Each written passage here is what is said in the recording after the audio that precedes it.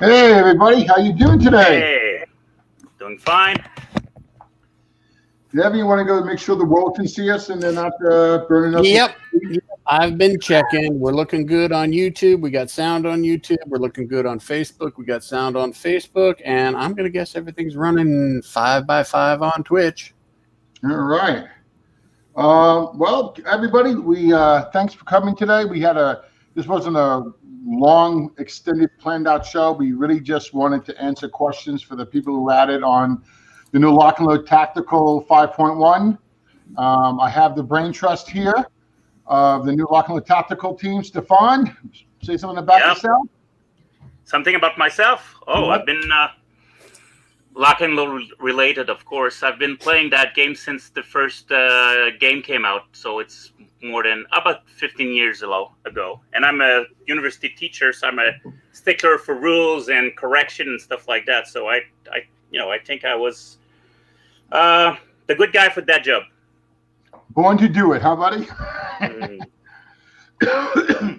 And Devin, as everyone knows, is now the flag bearer of Lock and Load Tactical, whether you like it or not.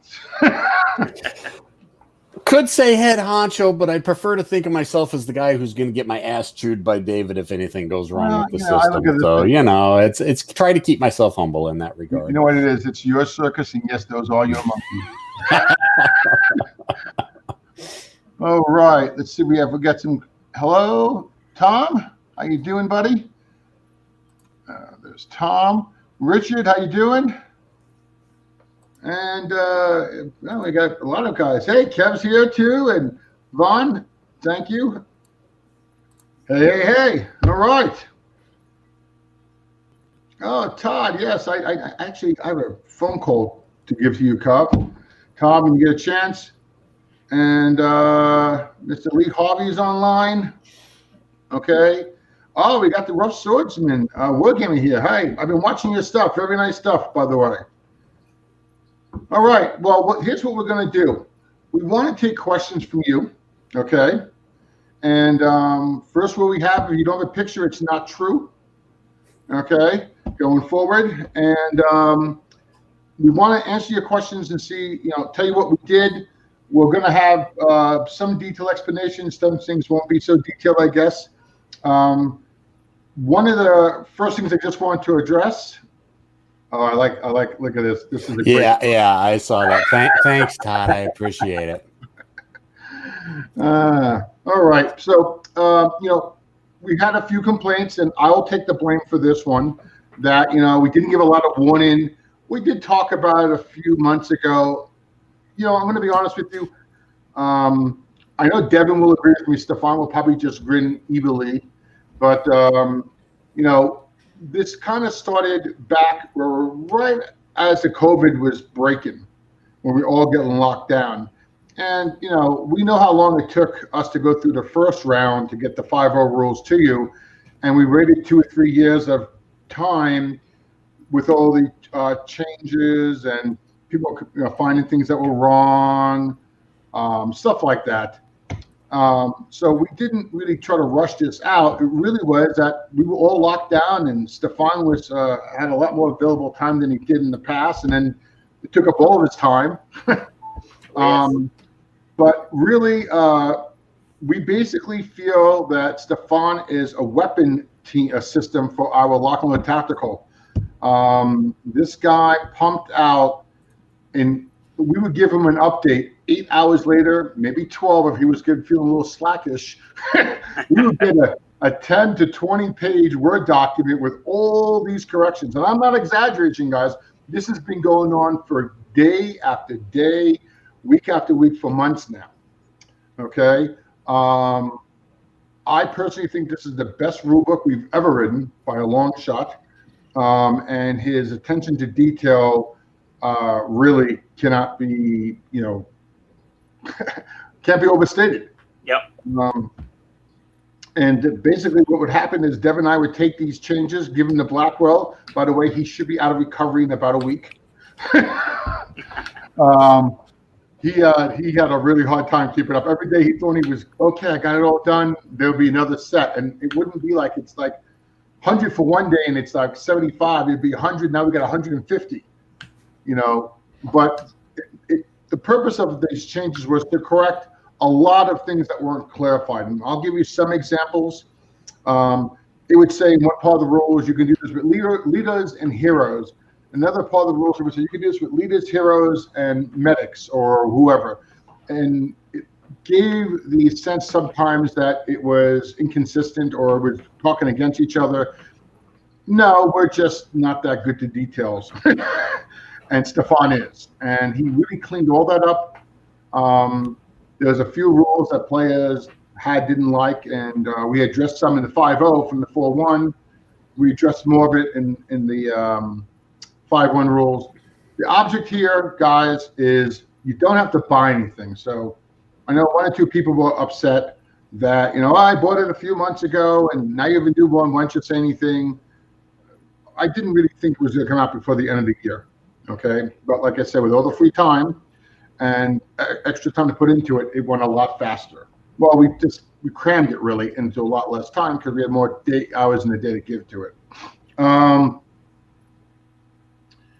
The object of these changes is we added a few rules that we kind of wanted to add into the first edition and kind of debated and decided not to.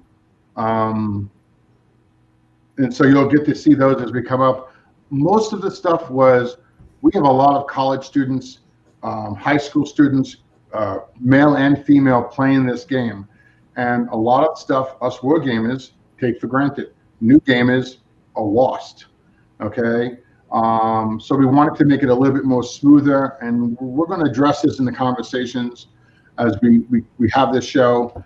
But I want to make it clear. You don't have to go buy the 5.1 rulebook, okay? If you have 5.0, you like it, you want to change, don't change. If you want to see what's changed, download. It's a free download, okay? It's on everything I posted. You can find it on our company forums under resources. You download the rulebook. Everything that's been changed from 5.0 to 5.1 is in blue. You can't make it any easier than that. Okay, the charts and tables are in the rulebook. Stefan updated the narrative so it all matches the new charts and tables. Okay, and I just want to point out something. When the old predecessor of this company, every single game in Lock and Load Tactical Series that was released came with a new rulebook. It was different design, different layout, different rule organizations. And the rules changed basically, from what I can tell, with every copy I have of the old games, every single issue, or every single game release, excuse me. We're not really doing that. We're making the rules. I will promise you this, at the earliest that you're going to hear us talk about another rule set is 5 years, if ever. I don't know if we really need to do this again, okay? I don't want to do it again. Yeah, we don't. Yeah, we really don't. I mean, we had to make alcohol allowances for poor Devin here. Yeah, that was like this, buddy. Well, yeah. Okay, so we're not looking to make changes. We're not looking to make this ALSL ever. That was the very first thing we discussed. Okay, we don't want to have 15 weapon types. What's what I want to use? Exceptions. We want you to play the game. So the object is to get your head from the rulebook into the game, and with very little time, have to go back into it and make it very easy for new gamers, old gamers to play. Because if you're playing the game, you're really just going to. That's what it's all about. And I can't think you guys are not going to be buying more games if you're playing it. Okay. Okay, so here's what we're going to do. I'm looking at the messages, guys. And hey, ID Jester, I want to say hi to you too. I see you're in there. Okay, well, here we got a first comment about the rules. What did you say? The best so far? Give that man a t-shirt. I like that. It's Bobby. Thank you. Okay. I know Mark was a little concerned. Hey, Mark, if you got some questions on the rules or things you want to ask us, this is why we're here. I will say this too. If anybody wants to jump onto the show, say so. I will put a link up and you can jump on with your camera. Okay, you got to have clothes on. That's one rule we do have. Okay, and you can just come on and chat with us about the game, the rules, what you like, don't like. And Todd, Kev, Mark, anybody, any of you guys, and don't feel shy. This is what's here. Rough Swordsman, you're all welcome. Okay, so Mark, do you have any questions about the game things?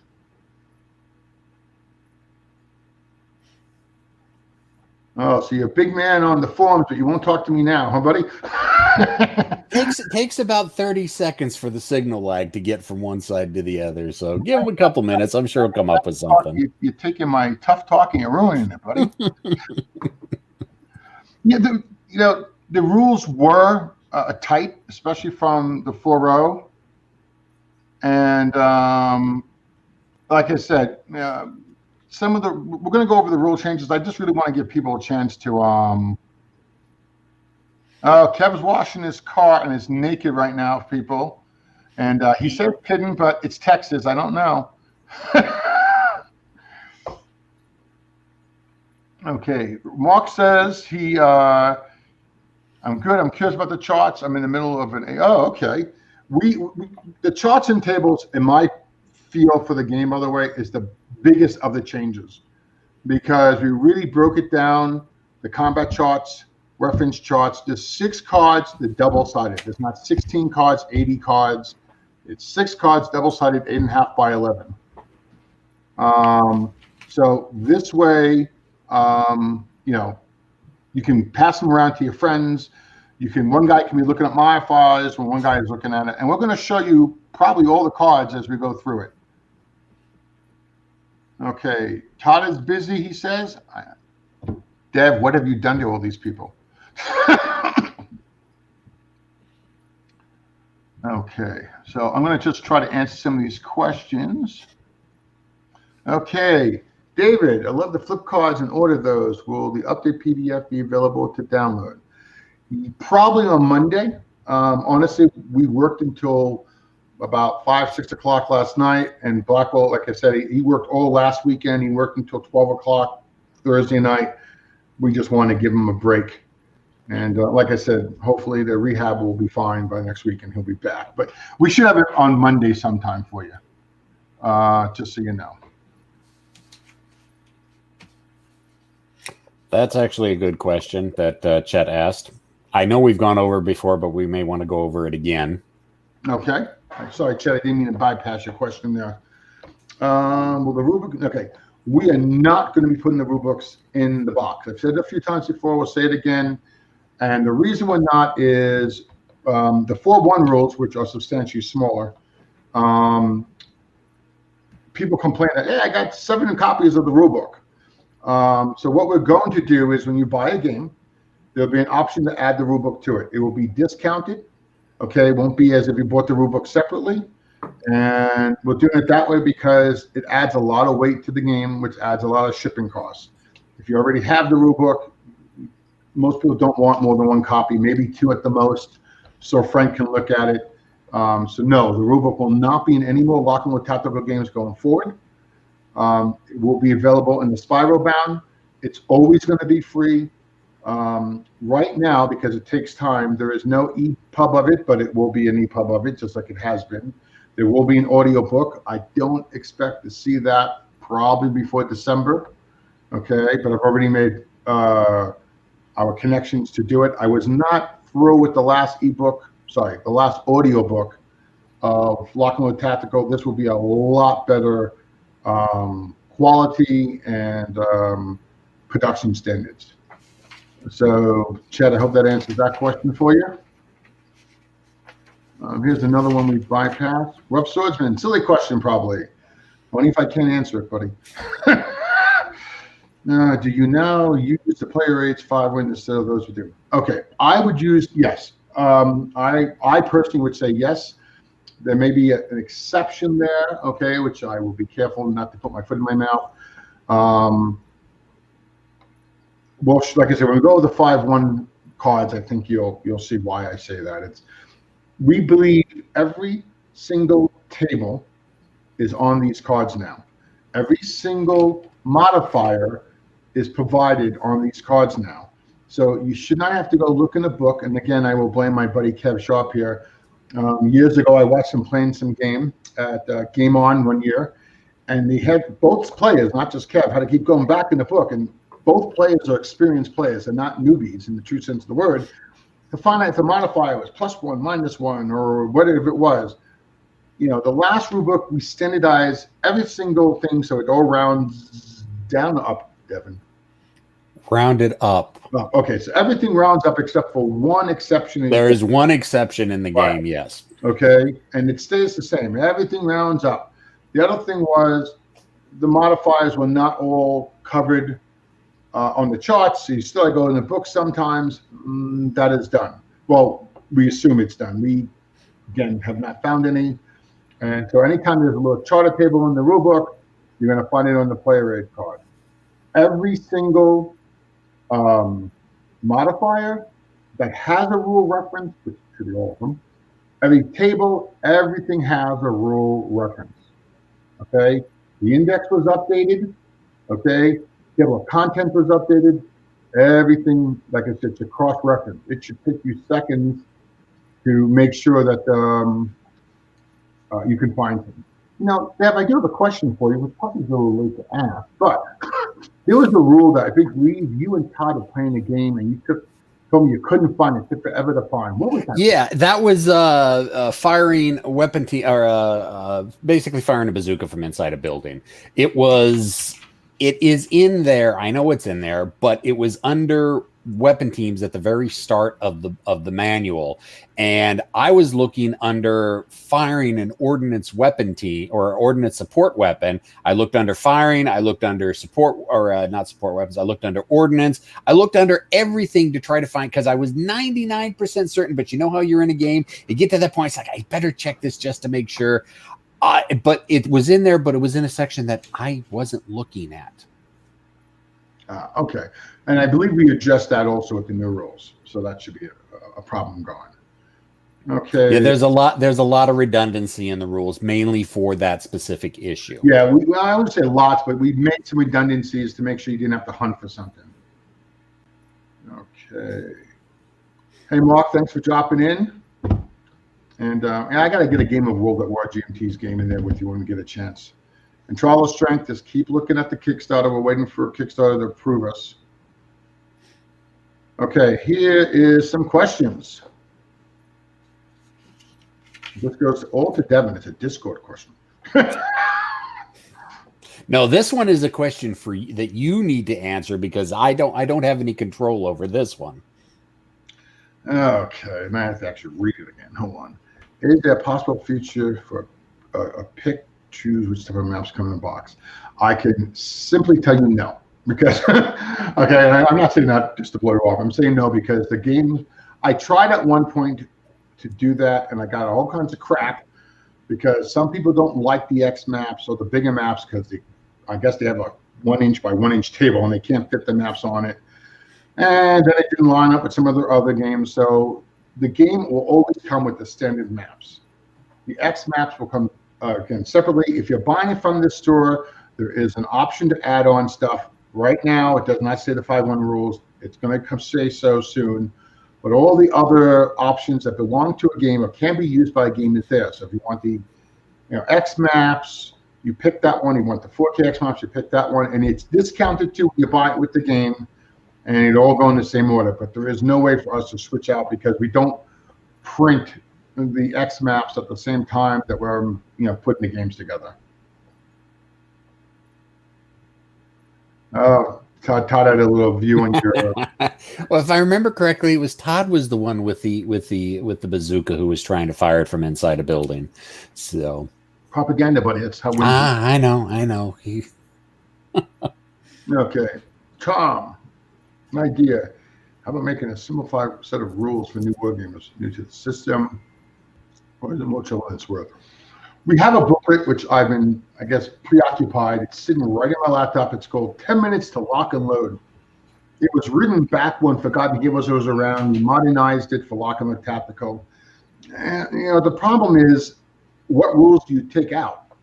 I mean, we looked at that, and this is really more of a summary of how the game is played than I'm going to say a rule book. It's just for someone who's interested. My opinion is, listen, the rule book's free. Download it. You're not going to get a different rule book if you bought a printed copy or you got an older game. I mean, if you get an older game, you'll get the 4.1 rules up to a point until the games are gone and new editions come out. The narrative are the best way. If you like being taught a game, read the narratives. Stefan had to edit them. And Stefan, what's your view on the narratives? They're really, really, really good. I think they're really good because they give explanation of the rules. Makes at the start you have the basic concept that you go over with the narrative. They explain the rules. They make the rule reference. It also gives you some hints of of strategy. You're on defense. You shouldn't take action if it's not warranted. I mean, you are on defense. Just pass, and let the other guy. So I think they're really, really well done. Yep. That's probably the best way. This and also the bootcamp video are really great for learning the game. And Nate will be updating to 5.1. We're not going to be redoing the entire video series, so we're just going to be doing the sections that are significant changes to them, okay, or new. This way, the bootcamp stuff will be updated, and everyone knows how great those were from Nate. Okay, next question. Curious, will you be selling 5.1 rules at retailers? Yeah, as long as they buy them, we'll sell them. I mean, there's no problem. There's no reason for us not to do that. So my answer is yes, and nag your retailers.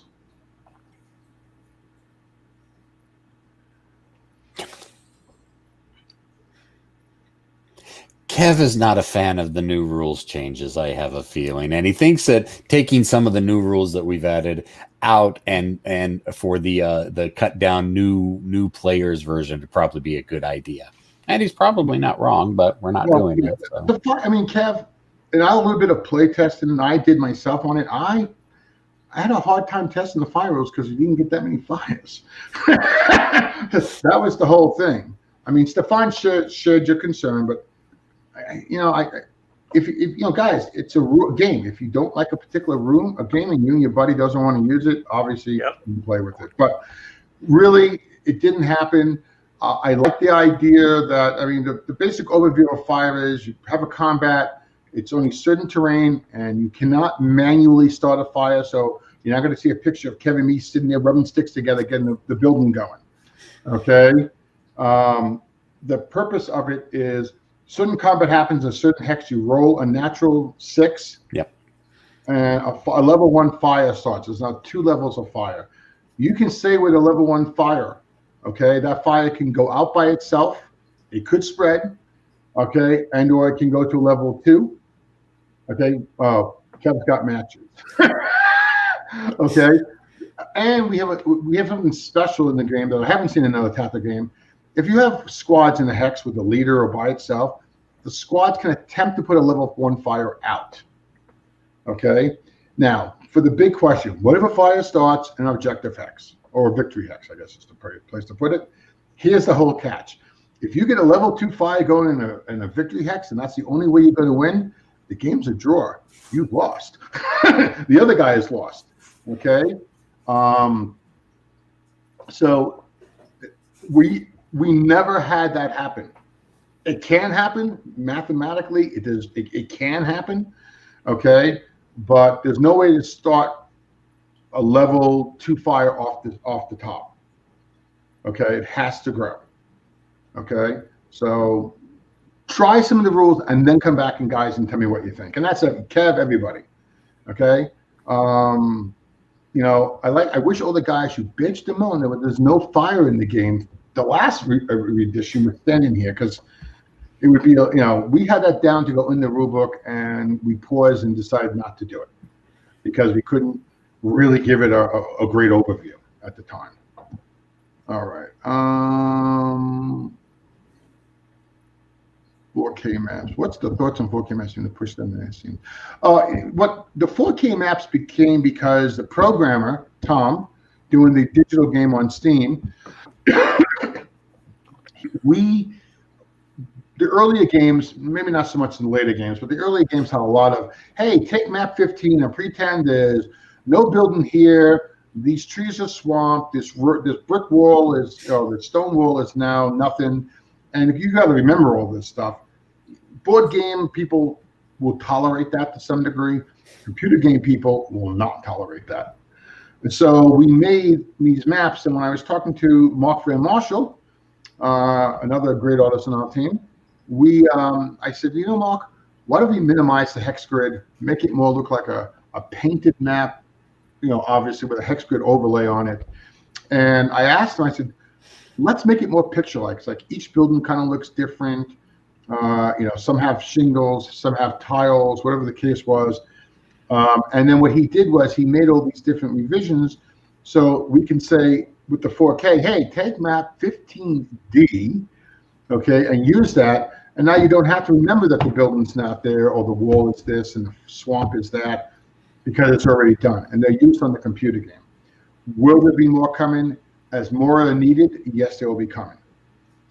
So they just paused because we were just trying to get the computer game out. A lot of people didn't like the hex to hex, what would you call it, line of sight.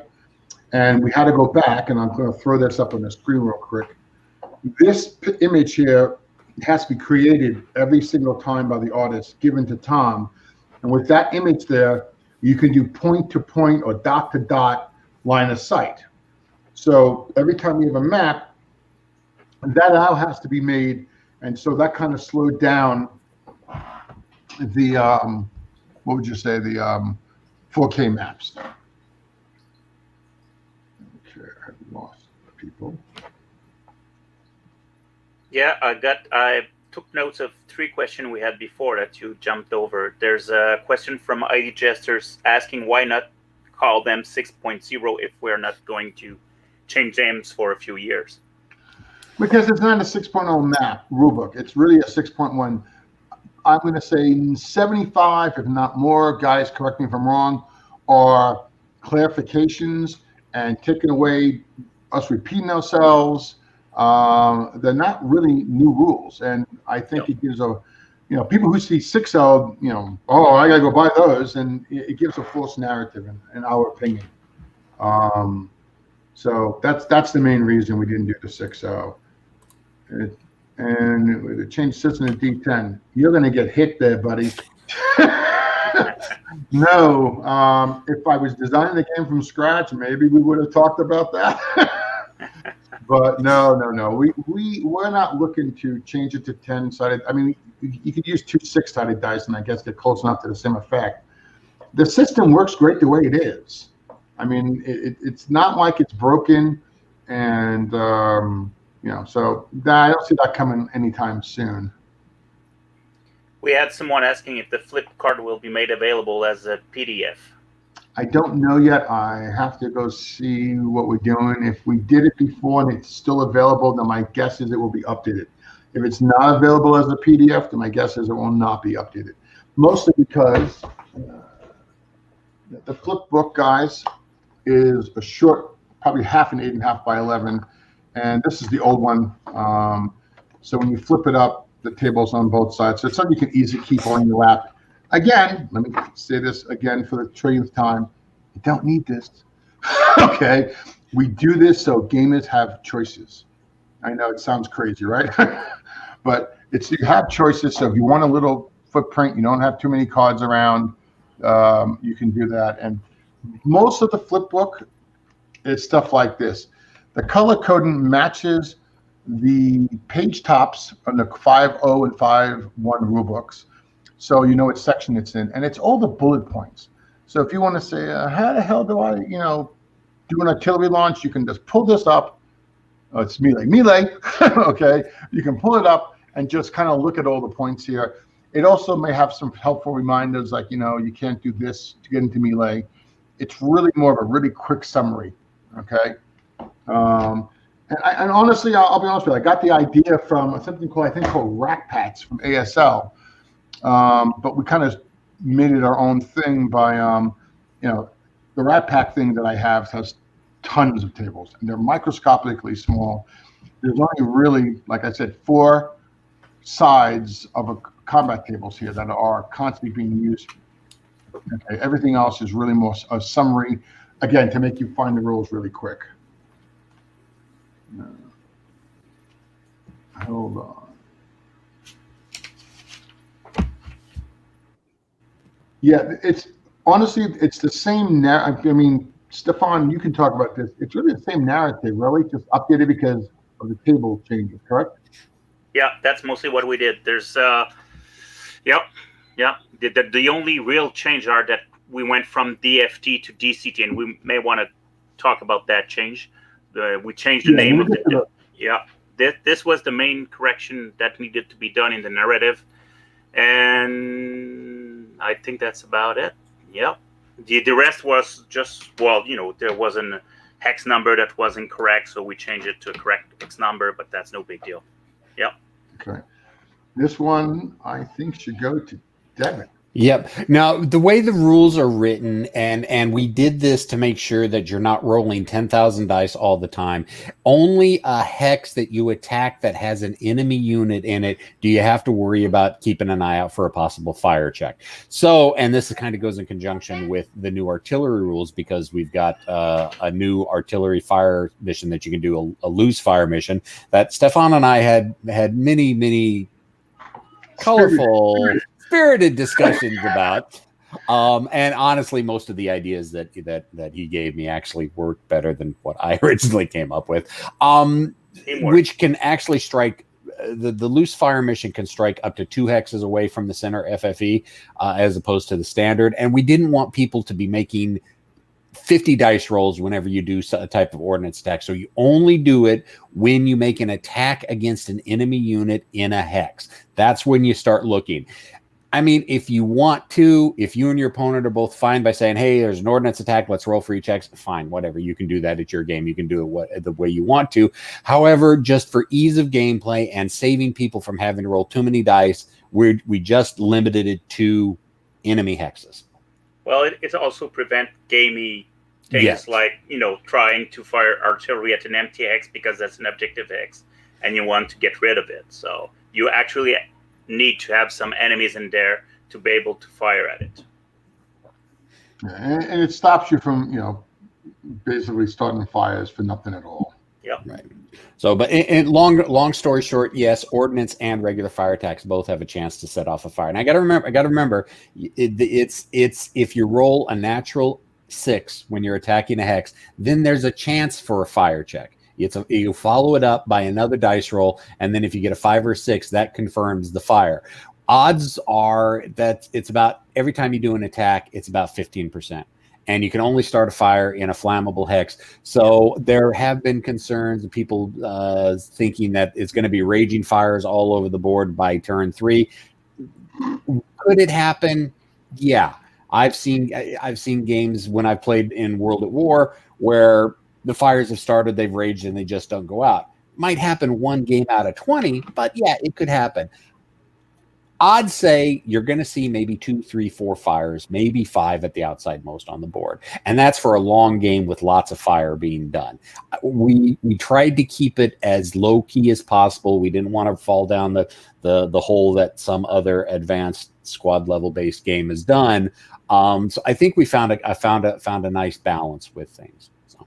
I mean, the little bit I played with it, I had a hard time getting the fires going. I had to actually pretend the fire got going just to test the spread things. And I really think it's less. I think it's less than. I don't think I had it happen 7% or less of the time I was playing. The little bit I played. Okay, Tony, I hope you got your question in there. This one's for you too, buddy. Well, again, with that certain advanced squad level game that we're talking about, the chances for fire starting in that game were so overpowered when Ed Greenwood originally wrote the rules, and were so gamey and open to abuse that the certain company had to actually put into the scenarios kindling not allowed, just so fires wouldn't start and spread all over the place. We've got it toned down to the point that I don't think we need to put it in. Again, I hate to point this out. We have said it before. Play the game, not the rules. If you don't like the concept of the fire rules and you and your opponent both agree, you don't have to play with them. I would like to see people play with them, but your game, play the game.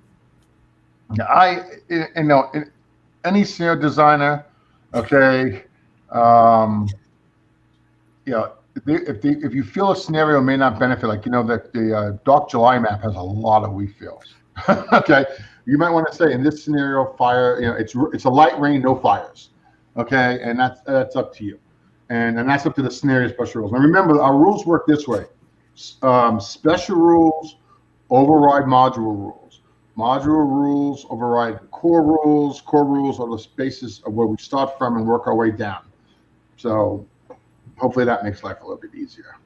Yeah, there are a couple scenarios in Heroes of the Motherland that do have existing fires by scenario special rule on the board. Those scenario special rules override the core rule book for fires. So we made sure to make that point known.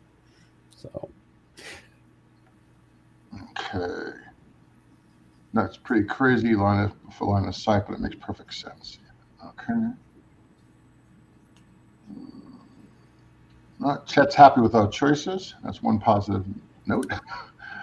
Yeah, like I said, I like the Rat Pack stuff. It was just, my eyes just can't. I mean, the glasses aren't that thick, guys. Look, the Rat Packs are just too damn small for me. Okay, I do justice to hit the like button. Yes, guys, hit the like button. I agree with him. Okay. Smooth process. Tom gives us a thumbs up.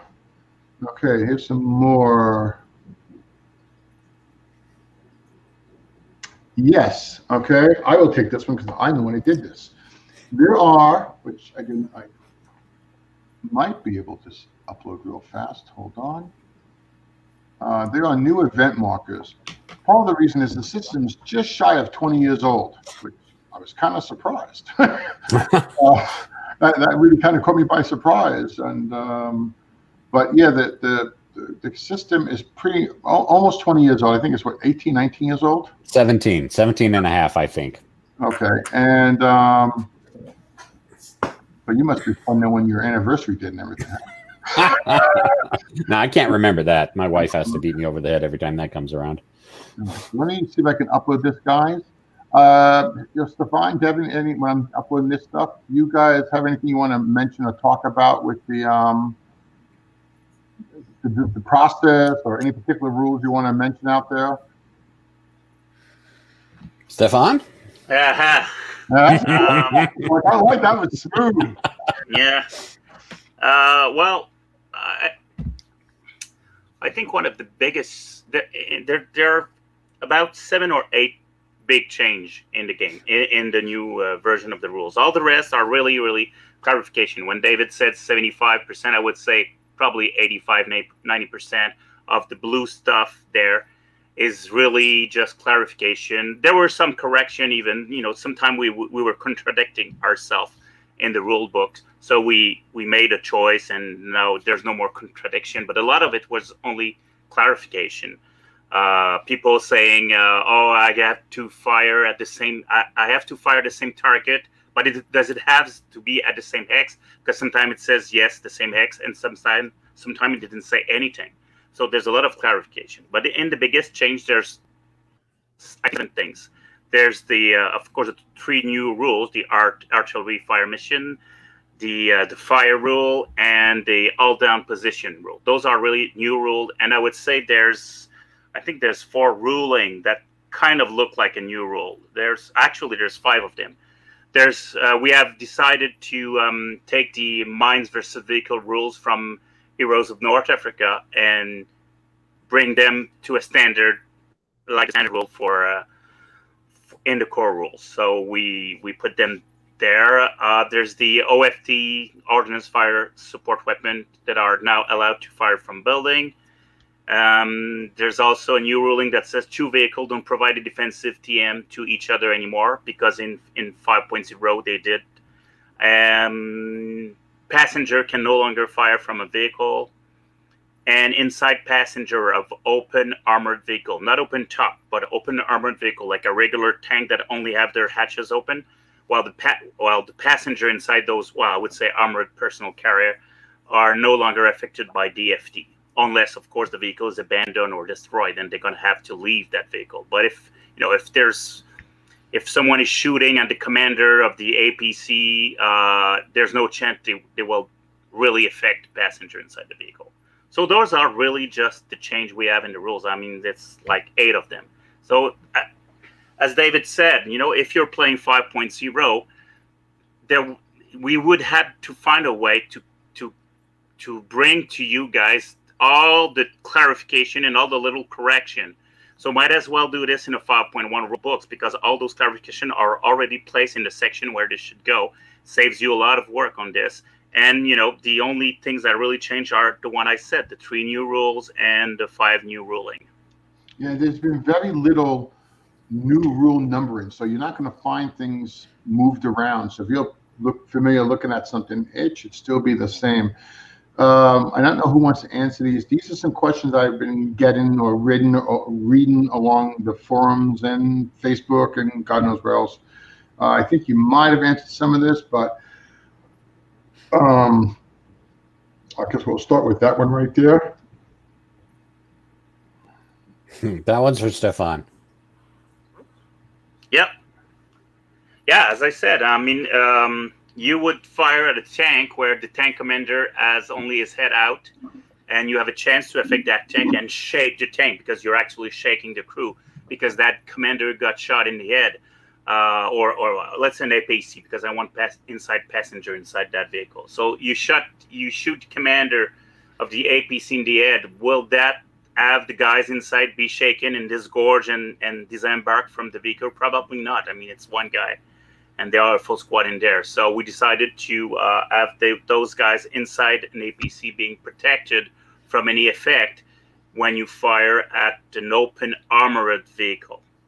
If they are unarmored, I mean, if you are riding in the back of a truck, or if you are riding in an open top vehicle, then passenger will be affected, as the crew will be.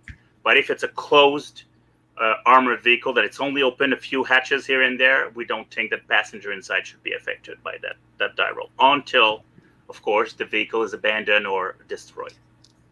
All right, we have this one for you too. Oh, wow. Because you asked for it, basically. Yeah, you guys really broke chops about that one, I have to be honest. There was a lot of people saying, I want to be able to fire the RPG, and we went into all kinds of discussion on the back glass area behind that certain kind of OF ordnance firing weapon, and that one and that one. And so there was a lot of people asking for this. And the other thing was, I also felt, and I think David and David will agree with that it changed a lot of things in certain modules, like in Days of Heroes, the Somali. They could not fire their RPG anymore from inside a building, and they need all the helps they can to present any to present any difficulties to the American. Now, without being able to fire from inside building, you had to have those guys out in the street, maybe behind a building, wait for the vehicle to come by, and then they have to go in outside of cover and hope that they win the initiative, because most of the time they don't have assault movement capability. So they have to go out there after the tank has moved, hope they get the initiative, and if they get it, then they can fire that RPG. And in a 50-meter hexes, it's not only building. There might be alley, there might be a courtyard or stuff like that. So we just decided that to resign that rule, because actually before 4.1, I think you could fire any ordnance firing weapon from inside building. But when 4.1 came in, it was decided, because some people were saying, "Oh, I don't think you should be able to fire this and that from a building," and said, "Okay, no, so we will prevent any OF ordnance firing weapon from firing from inside a building." And then we got another bunch of guys saying, "Oh, that's not fair," and changed, and we kind of agreed. So we came back to what the rule was before 4.1, with a little variation. If you fire an ordnance fire weapon from a building, and then someone fired back at you, your TM is reduced by 1. So if you are in a stone building, then your TM will be 3 after you fire. It kind of reflects that you are exposing yourself, or maybe your buddy. You are also most of those weapons will have a big signature. It will be easy for your opponents to see where you are in the building. So your opponent gets a +1 on the DFT and a -1 on the OFT, making it a little bit easier to fire at you. So there's some risk in firing from buildings, but it's not. I think it's for the better this way. Okay. Okay. Richard has a question here. Actually, that rule is built into the rule system. A level 1 fire has a chance of every turn just burning out on its own naturally. It could be that the fire started in a part of the hex that didn't just have a lot of burnable fuel for it. For whatever reason, there is a chance that a level 1 fire can go out on its own every turn. So we did implement that to try to reduce the amount of fire spread. And like I said, like David was saying earlier, we also did put in that, hey, if it's a small enough fire, if it's a level 1 fire, you get a bunch of guys with entrenching tools. They're throwing dirt and everything on it. There is a chance that as an action, you can attempt to put the fire out. And it's a dice roll, good order leader, modifiers apply, heroes can help with it, squads can help with it. And really basically comes down to how many people in the hex want to try to put the fire out. So there are checks in there to stop fires from spreading and stop them from growing. So yeah, it's like I said, it's just some of the mechanics we put in to make sure the fires weren't out of control. I'm going to go back to this question now that my stuff is uploaded. Yeah. Okay. One of the things they're already been ordered and they're actually being produced and will come by mail to me. I'm saying 6 to 8 weeks, guys. It's China. God only knows what will happen. Okay. But we put up these admin counters. Now, a lot of these admin counters, again, haven't changed in almost 20 years. And we felt it was time to give a little update to them. A fire marker is a fire marker. It says this in the rules, but we'll say it here. If you guys have old fire markers and the new fire markers, don't get hung up on it. It doesn't mean anything besides their fire markers, okay, or move markers, whatever else. We did add some new markers to it, which we're going to go through real fast for you. And let's see. Okay, to answer your question, the events you have on top, we also add a little color to it because before the color was exactly the same. So you kind of keep picking up the counter to see if it was a line of sight on an occupation event. Hopefully the A or B, C or D, because it's up to 4 letters, the color will let you know it's line of sight or occupation, okay? And then we added E and F counters to it. The E and F counters, okay, were added as, oops, sorry guys. Why is it doing that? Just to annoy me, I guess. Okay, the E and F were added as new events that are not described just as a line of sight or occupation. What does that mean? It's trying to give more power to the scenario designers. Maybe they want to have one where it's a beach landing or it's an airborne drop. I'm not letting any secrets out, but you know. And you want a special rule when, you know, a paratrooper jumps out of a plane onto a map. There's a certain event if he gets so close to this building. What you would do is put an SSR saying, hey, event E is this. This is the hex. And, you know, just like it was already done in the game. One of the things we want to change is, or not change, but we're doing different going forward is sometimes whenever you get to an occupation hex or you get in line of sight, you know, the same thing happens. So let's say an occupation, hey, you get a machine gun. And that's very hard not to know you're going to get a machine gun when you get there for the next round or the next time you play this scenario.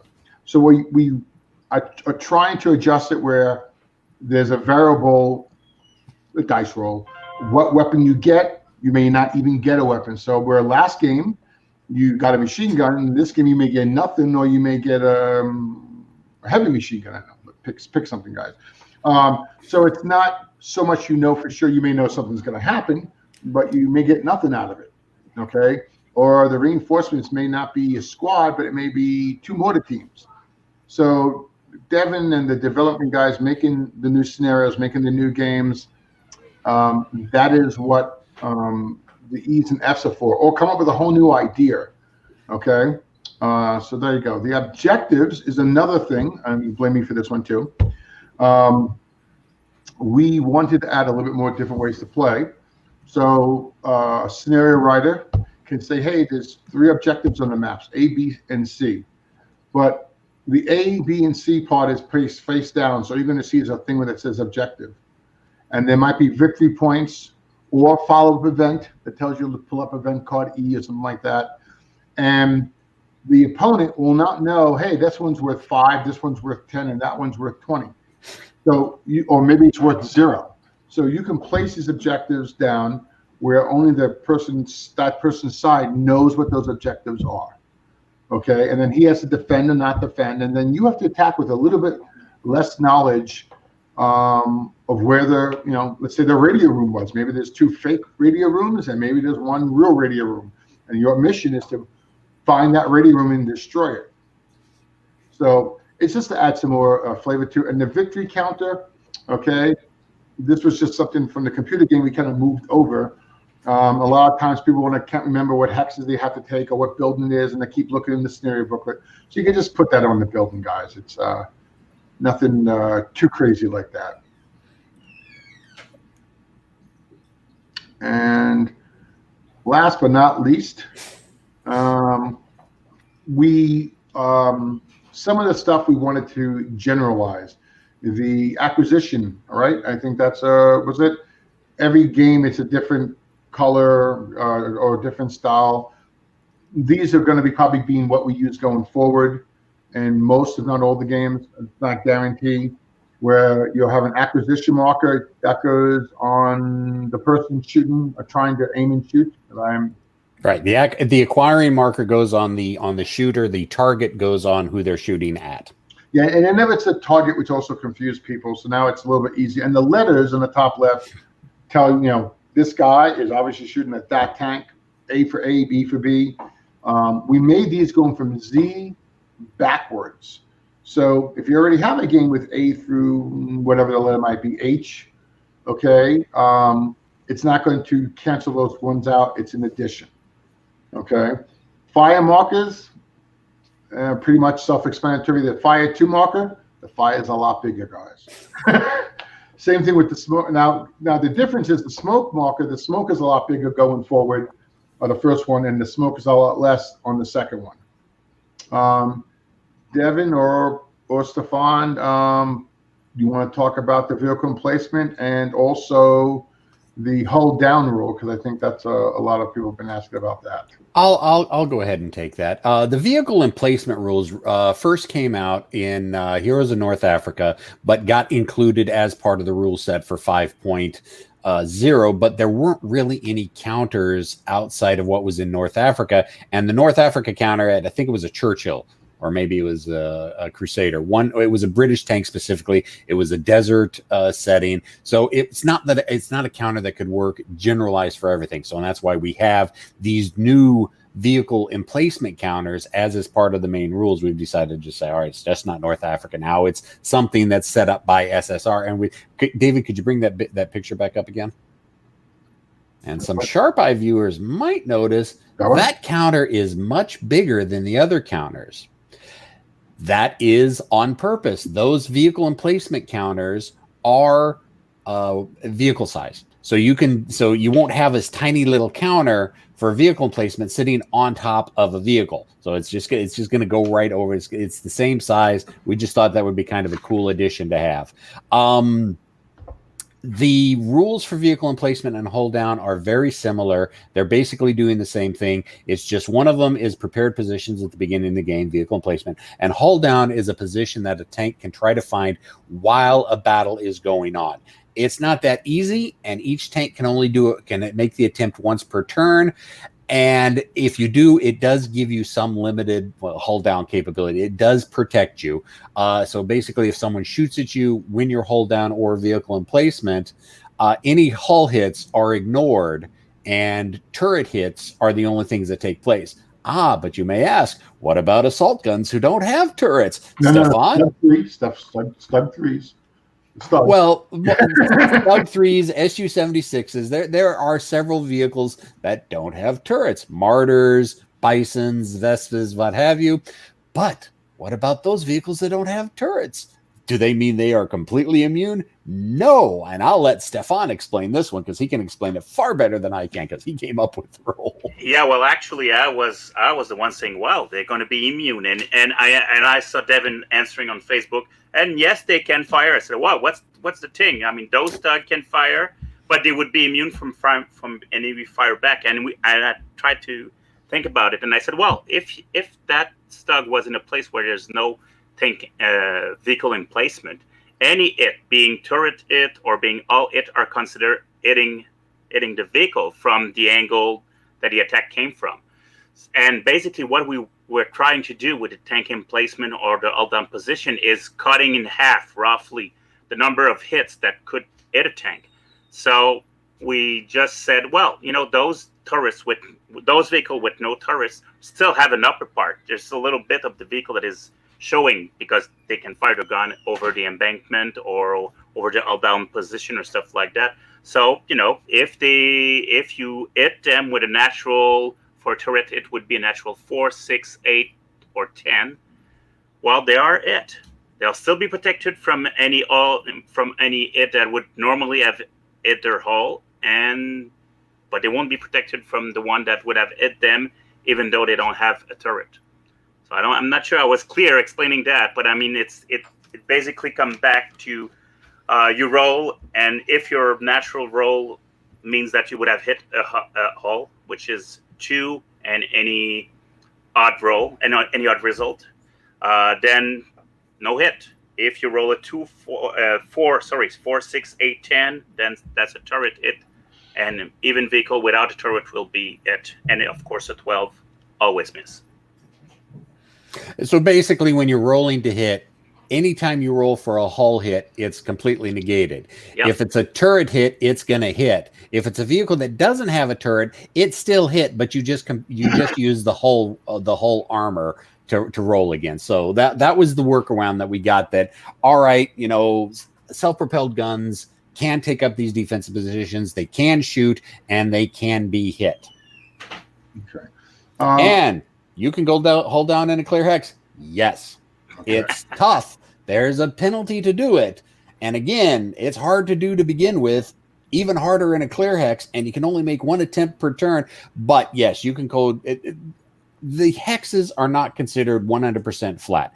There are natural undulations, hills, gullies. Well, not gullies, but rises in the ground, lowers in the ground. I mean, I go out in my parking lot right now, and I look over to one of the parking lots off to the side, and there's this little hill that a tank could, conceivably hide behind. It's hauled behind. It's not enough to justify the hex being a hill hex, and since we're not ASL and we have hillocks and things like that we're not worrying about, we figured, yes, there are probably some natural features in a clear hex that a vehicle can find some protection behind. So, but like I said, it's tough, but you can do it. Okay. Todd had this to say, I will take this one. Rough timeline, the future. Now, right now, we are getting the final maps done for Heroes Road to Stalingrad and for Heroes of Grenada. Okay, I will say this, if Kevin's listening, he will probably start jumping up and down. We have an agreement in place, okay, and set up. Devin is actively working with the developer on Heroes of Fallujah, okay? This will be a mixture of a map like Day of Heroes and regular geomorphic maps. I can't give you a day when that's going to happen. The next game that we're going to be putting up, and it will be soon, we're going to put, like I've said this before, but real fast, between 4 and 5 Kickstarters back to back to back, because when they're all ready to be produced, the money goes to the printer. The printer will ship them to us. We're not sure if we're going to use the printer in China or the printer in the US. We're still negotiating, trying to find the competent one here, believe it or not.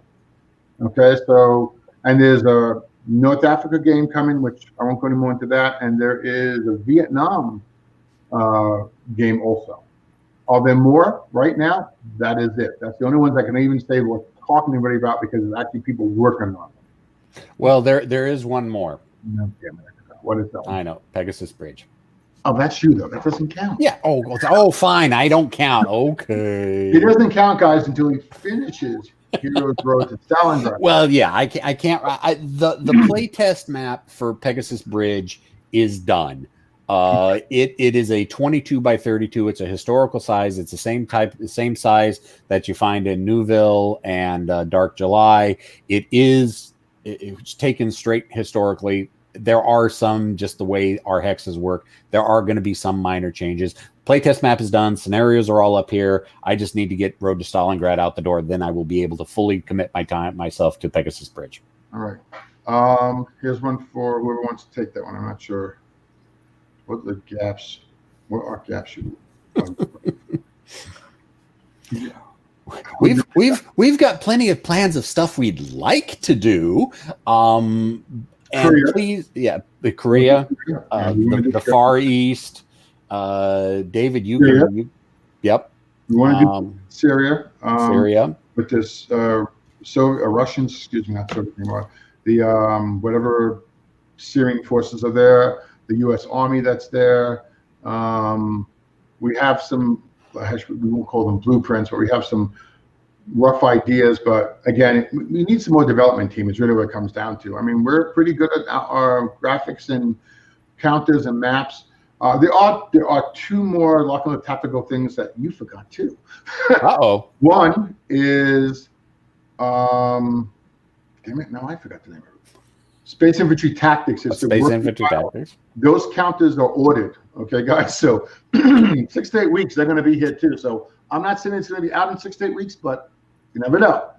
Okay. And something I was goofing around with, if I get a little bit more free time, make it. I know which one you're talking about. We were making a zombie squad thing, more for solitaire playing of squad a lock and tactical. It's just a few battles, and that's it. But we were trying for Halloween, but that's never going to happen due to our schedule plus the things we were working on that is really more serious. So I hope that answers that question for you, Todd. Okay, next guy down the list here.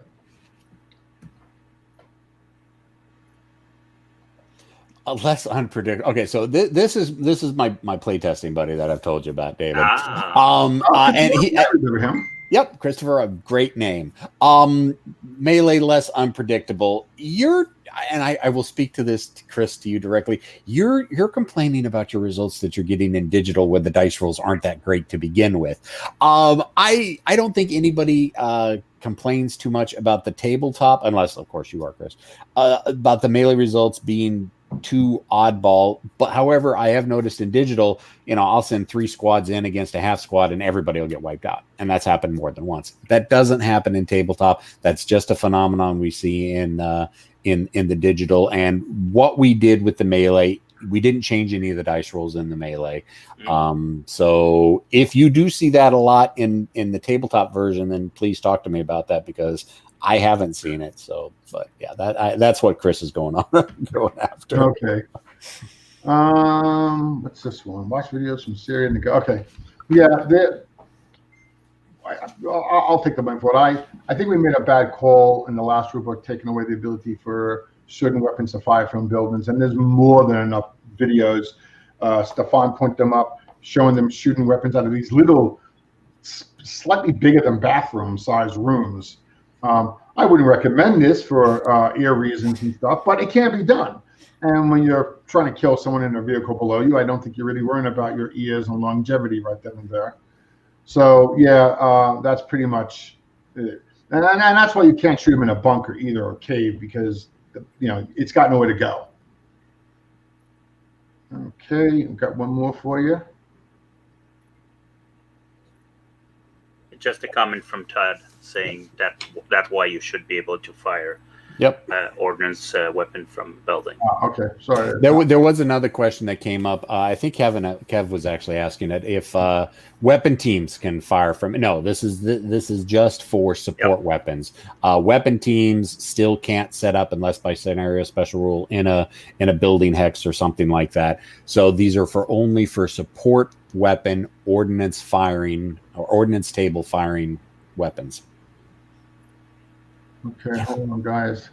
I have to say, guys, you're doing great with the questions. You're a little overwhelming me now, so hold on. I gotta find my spot. We had a good question, and of course, I lost it. Okay, this is from Kev. Okay, I said good question. I take that back. Yeah, no, that's the one I just answered for Kev. Yep. Yeah, Stop jumping ahead. You're throwing my whole system off here. I'm sorry. Okay, I'll be quiet now. Okay. Is everything on the website you talked about today? Yes, the admin counters are there, but they're unavailable because I don't want to take any orders until they show up. In case they, sink in the Pacific somewhere or got plane crash. But yeah, it's the flipbook is available today, the rulebook is available today, and the play rate cards are available today. And the only thing, and the 5.1 starter kit. There is no difference between 5.1 and 5.0. Absolutely not. The exception is Devin and mine and Stefan's faces are on the new cover, and it says 5.1. Why did we change it? Because last time I didn't change it, and all you people wondered, is it ever going to be upgraded? So we just upgraded it by making the 5.1 on the cover, because the starter kit comes with a counter sheet, the maps, the scenarios, are already in the rulebook. You still have to download the rulebook to play the starter kit. So none of that's changed. Can you use the 5.1? 100%. And yes, the starter kit's in the 5.1 rulebook. The only thing that is not in the 5.0 rulebook, in the 5.1 rulebook, that was in the 5.0 rulebook because we just decided not to do it, and I think it is available as a free download. Let me just find it so I can show you guys. Here, of course, I just passed it. The generic rule reference tables, okay? Some people liked it, some people didn't. And with the way the rules are written now, and especially with all the charts and tables and that we designed, it really wasn't necessary. But, of course, if you're one of the two that really want this, it will be available as a free download for you, okay? We're not editing it, we're not updating it, we're not changing it. It'll be what it is. Okay, what's this one? Yes. Yes. That's exactly what we did. Because people who run the company, me, could not keep track of it.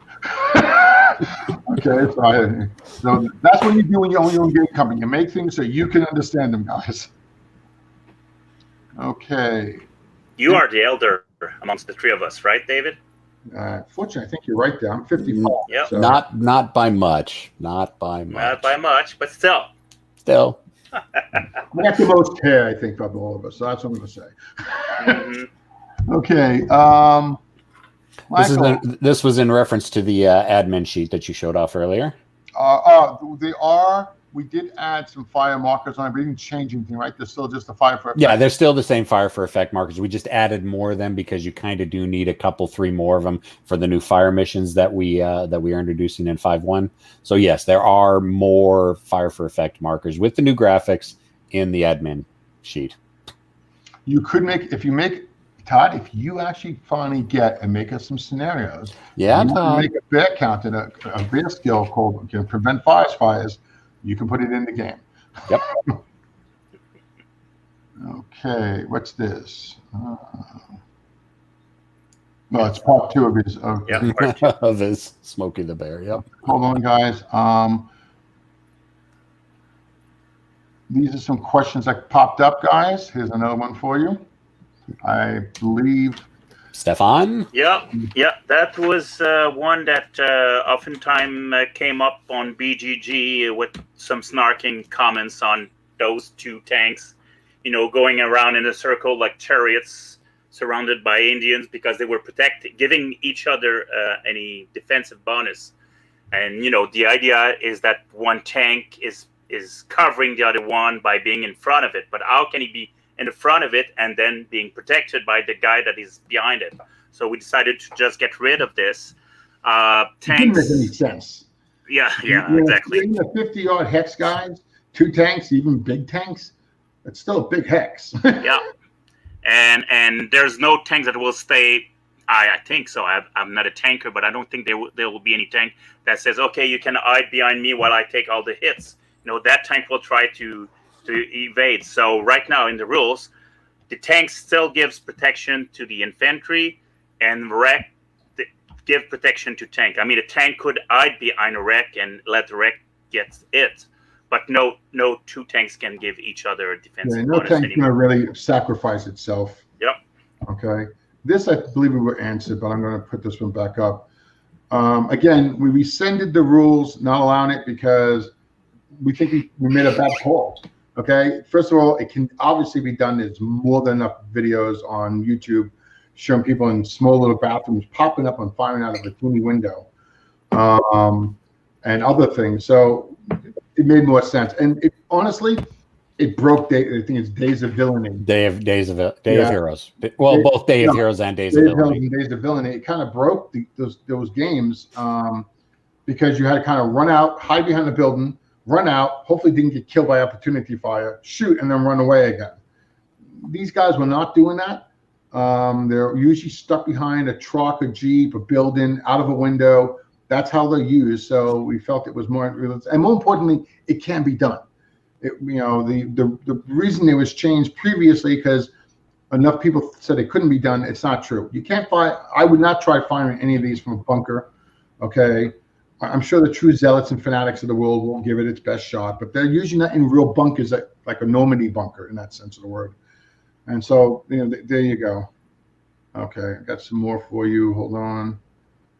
Okay. I think Stefan, you answered this, but I'm going to stick this up because I'm losing track. Nope, I didn't answer this one. Okay.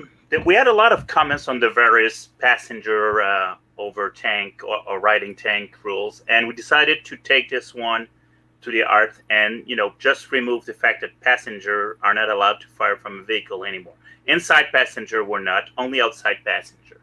And what actually at some point pushed us over the edge to remove that rule is when someone started asking, can I set up my tripod machine gun on that moving tank to fire? Using the squad internal firepower, which is 12 guys firing small arms, plus that tripod machine gun. And it's okay, this is going over. I mean, if you're on a tank and that tank is moving, you are clinging on that tank for your dear life. I mean, you're not trying to shoot at anything, and you certainly can't assemble a tripod support weapon on those things. So we just decided to remove it. And actually, in real life, it didn't really happen often. People would use the tanks to get close to the combat zone, and then they would dismount. So, yep. And for those of you who's about to raise your hands and say, what about the Soviet tank riders? That's what there's modular rules for. So if you want to have a Soviet tank riders for that particular, and that did happen, we know they did. Okay, that's what used for. I mean, here's the logic I used to it. German tank, 12-man American squad in that tank. First of all, they're all going to have a problem just getting on the tank, holding 12 guys. And the other thing too is any type of being shot at, you're not shooting back. I mean, there might be one guy who's got that much ability to stay, rock hard in combat. The majority of guys are scurrying off that tank in a hurry. So I definitely think that was a better rule. And and I want to say this for the rules, okay? These 2 guys are really great, and you guys are lucky I don't answer these questions in Discord and the forums. Okay, so my answer is a lot less, how should we say, refined. Okay. I made the rule, put in the rule book. If the rules don't say you can do it, you cannot. Okay. And the purpose of that rule is not to be a jerk, as it may sound like. Okay. But because the rule book would be 800 pages and I wouldn't get everything in there anyway. Okay. Again, ask a rule if you really think we may be missing the mark or something. But if the rule doesn't say you can do it, you probably can't. Okay. Or the intention is you can't. Okay. We had some guys asking about, can I, we'll use one squad and put 3 more tanks in there. Or like if I use one less tank, can I put more? No, all these rules are set in stone. There's nothing wrong with asking them. I'm not blaming the question, okay? But the reason we made the rules is so you have rules. If you don't have rules, what the hell are you playing the game for? So that was that. Now this I know is a Stefan rule. Yeah, this I talked about already. Okay. How about this one? That's a good one. Yeah. Well, for years I was wondering why we called that damage check table the direct fire table. It was confusing because then you would say, "Oh, I use direct fire weapon," and then when you get a successful hit, then you go on a direct fire table. That makes sense. But then you use the ordnance fire table, the ordnance fire weapon. About a soft target, and then if you hit, you go on the direct fire table to figure out what's the damage. It didn't make sense. And I think it's David that says to me that there was a new player, a girl, I think, that says it doesn't make sense. I mean, you're using that table for a lot of different things, not only for direct fire, but for ordnance fire, indirect fire from mortars and stuff like that. So it's a basic table that tells you what kind of damage you get from direct fire if you are a soft unit, from ordnance and stuff like that. So I was really happy when David says, "Yeah, we're gonna do this," because that was, a kind of a big but tedious change because we had to go through all the manuals and everything and make sure that all DFT were changed for DCT. And of course, there might be some special scenario rules where it's mentioned DFT, and you guys will have to figure out, oh, that's really the DCT. But you probably made that association already in your head. Now I think it's just much clearer. Well, here's where it came from my side, guys.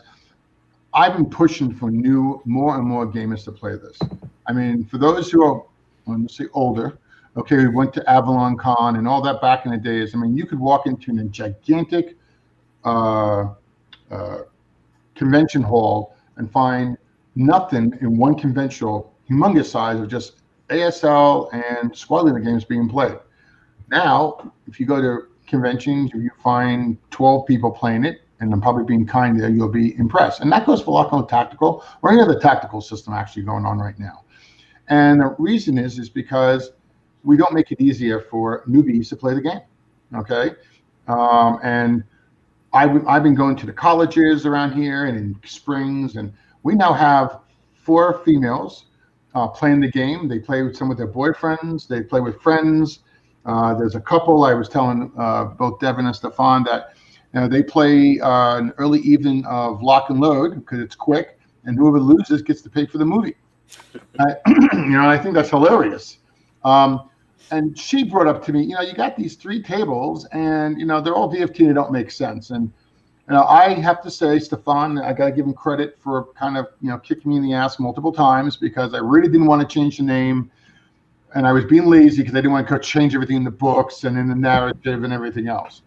And part of it was alleviated because Stefan went and did it all, but there was so many changes, guys. I say that single-handedly was the worst change out of all.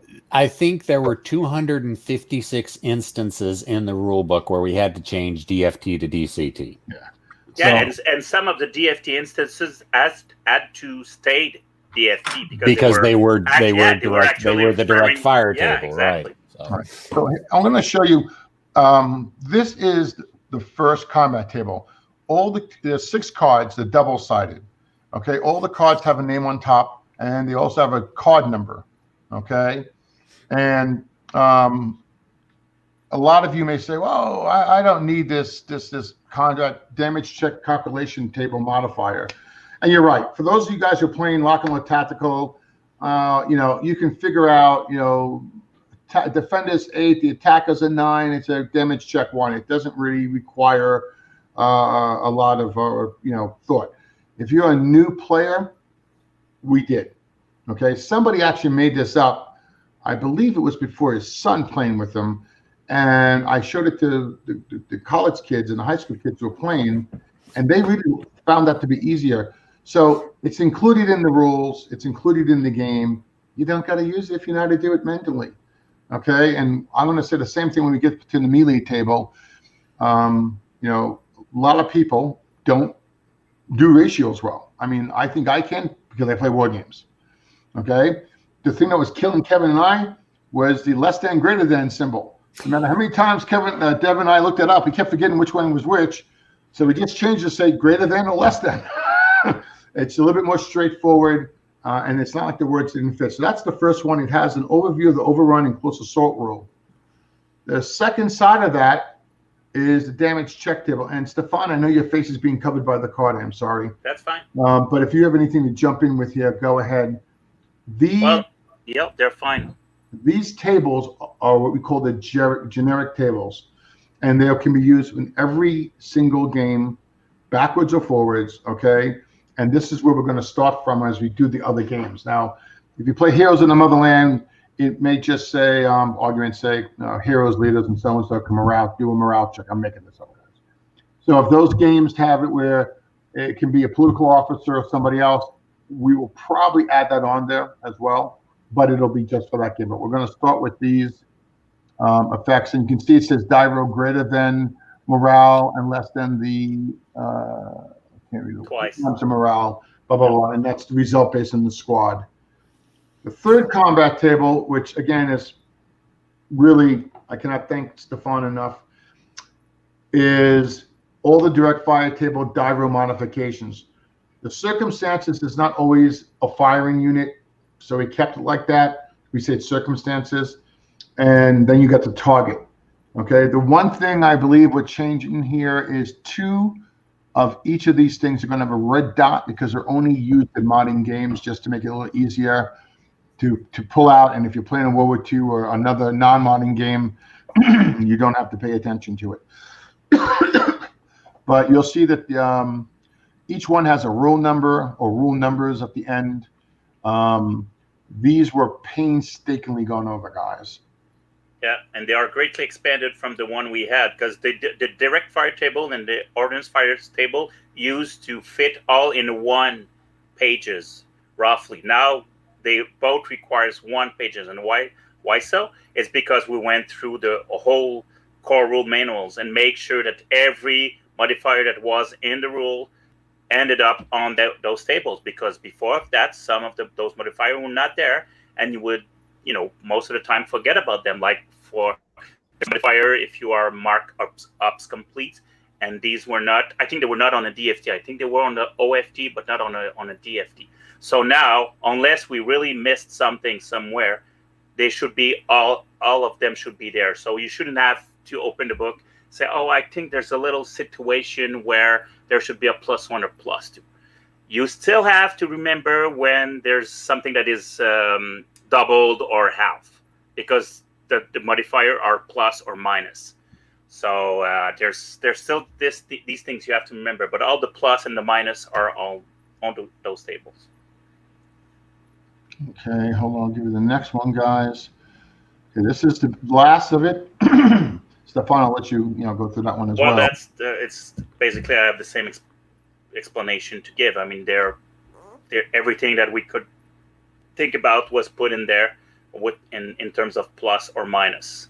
And we also tried to, sometime in the previous table you had 2 or 3 circumstances in the same sentence or in the same line because they had all the same modifier. But then it was a little bit harder to find them because you had to really read the 3 circumstances and to find out if it applied to you. Now, I think we mostly, not every one of them, but most of the time, there's 1 circumstances per line. Okay. Since we're on a roll here with this, that is card 4. This is card 5. This is weapons, ammo, and targets. Again, Stefan, I'll let you take this because you. Oh, well, I'll have to open them then because it's too small for my eyes on my laptop. Let me see this. Player's aid card. That's number 5, right? Number 5, yes.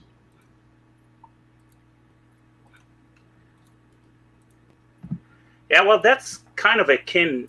There was already that kind of information on some of the of the pack you will find in the boxed game that you bought previously and are still for sale at Lock and Load. And it also integrates some of the information that was on the rule reference card, the card that David shown us before, the one with the little dice icon and the check mark and the explosion icons. So basically those tables do the same thing without resorting to all those little icons. They are actually procedures. And for most of you guys who are, old Grognar at Lock and Load, probably they won't be that useful. But for the guys who start playing the games, or those that don't have that many games under their belt, I think they might be useful. And they probably can avoid to go inside the rule book too much. I think they could play a game with this. Someone who looked at it yesterday said they liked this a lot because all the rule numbers are there. So when they have a question, it's really easy to go find something. So, okay, that's card 6, which is again 1 and 2 are on the same side. This is actually wrong. This is the next card. This is card 7. Okay, that's the melee table. You get a little summary on top now. Again, do you need the ratio table? If you can do ratios in your head, obviously you don't. But again, a lot of the high school students and stuff, or guys who haven't played war games, the ratios are a little bit of a problem. And then you've got the melee success probability table on the bottom, and then your kill number is right there. We took away the probability that was on there. We really didn't need it, and I don't know why we left it on there, but we did. And all the rules that you need to know about how to figure out the odds ratio and kill number right below it. And we also put a note there that, less than, 1 to 3 stays 1 to 3, but I think you get a column shift. Is that right? No. Odds less than 1 to 3 are figured at 1 to 3. Odds greater than 5 to 1 are resolved at 5 to 1. Okay. It's just that at 1 to 3, you can't attack more than 1 units. You cannot attack a whole stack if you are at less than 1 to 3 to prevent really ridiculed, stupid attack. Yeah. So like a partisan half squad can't jump into a stack of 3 uber warriors with full machine guns and heroes and everything, and the odds would be 1 to 1 or less than like 1 to 5. So okay, that just presents that. Okay, these are the new fire missions. Okay, there's a summary on top. And obviously, Devin, this is your baby. Yep. So basically, you got the standard fire mission, and we went ahead and added in 4 different missions. Each one of them, the procedure for doing the fire for effect is exactly the same. But before you lay down the spotting round, you have to identify which type of fire mission you're going for. If you don't, then it's automatically assumed it's a standard fire mission. But as soon as the artillery hits, then you have different effects. Loose fire mission, as you can notice from the graphic, affects a larger area. However, the attack firepower is radically smaller depending on what the base firepower originally was. Concentrated fire mission is just like a standard fire mission. However, the center hex receives a bulk of the firepower by the artillery firepower being multiplied by 1.5 times, rounded up, and then the 6 surrounding hexes are half of what the artillery firepower is, rounded down. Basically, it's saying round it up, right? Round it up. Yeah. Oopsie. Round it up. Always round it up. The point of that is we got to make that one in bold.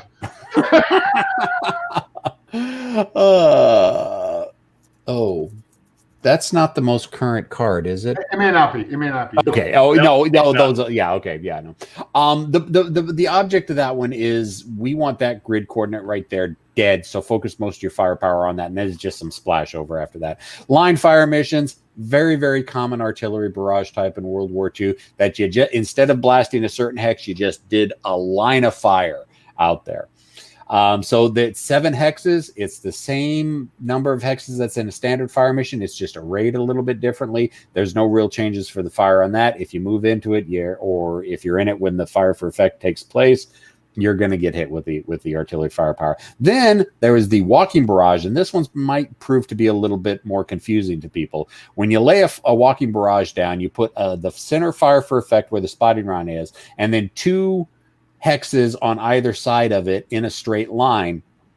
And you need to make sure you point the fire for effect marker in the direction you want it to move, because each turn those 3 hexes will move 1 hex up the board depending on which way you have the marker pointed. And again, if you walk through it or you move through it, you're going to get hit with the artillery blast. Again, walking barrages, they were really common in World War I, but they were also very common in World War II as well. The French perfected the art of walking barrages. The Russians did it as well. Everybody pretty much did walking barrages. And if you want to, and you've set up a walking barrage, and the 2 turns you hit something, nothing's going to happen in the 3rd turn. If you want to cancel the walking barrage, you can do that during the administrative phase. And these are just simple tables to help you remember what all the new fire missions are. Yeah, and while a walking barrage is going on, you cannot call for more artillery fire because your park of guns, artillery gun is firing that barrage. Yep. All right, guys. Next card. This is the creation of Stefan, and we really, really did appreciate this. So, Stefan, fate of the crew and passengers. Table. Yeah, well, that even I playing that game for that long was never really sure what was going on when you were attacking a vehicle, and what happened to the crew, what happened to passenger, if they were inside passenger or outside passenger, or both, depending if it was a DFD attack or OFT attack or anything like that. So actually I would say there were some place where there was nothing said, in particular inside passenger. What happened to inside passenger when a tank gets shaken by a round that didn't penetrate but rocked the tank? I mean, there must be something happening to inside passenger, and there was nothing about that.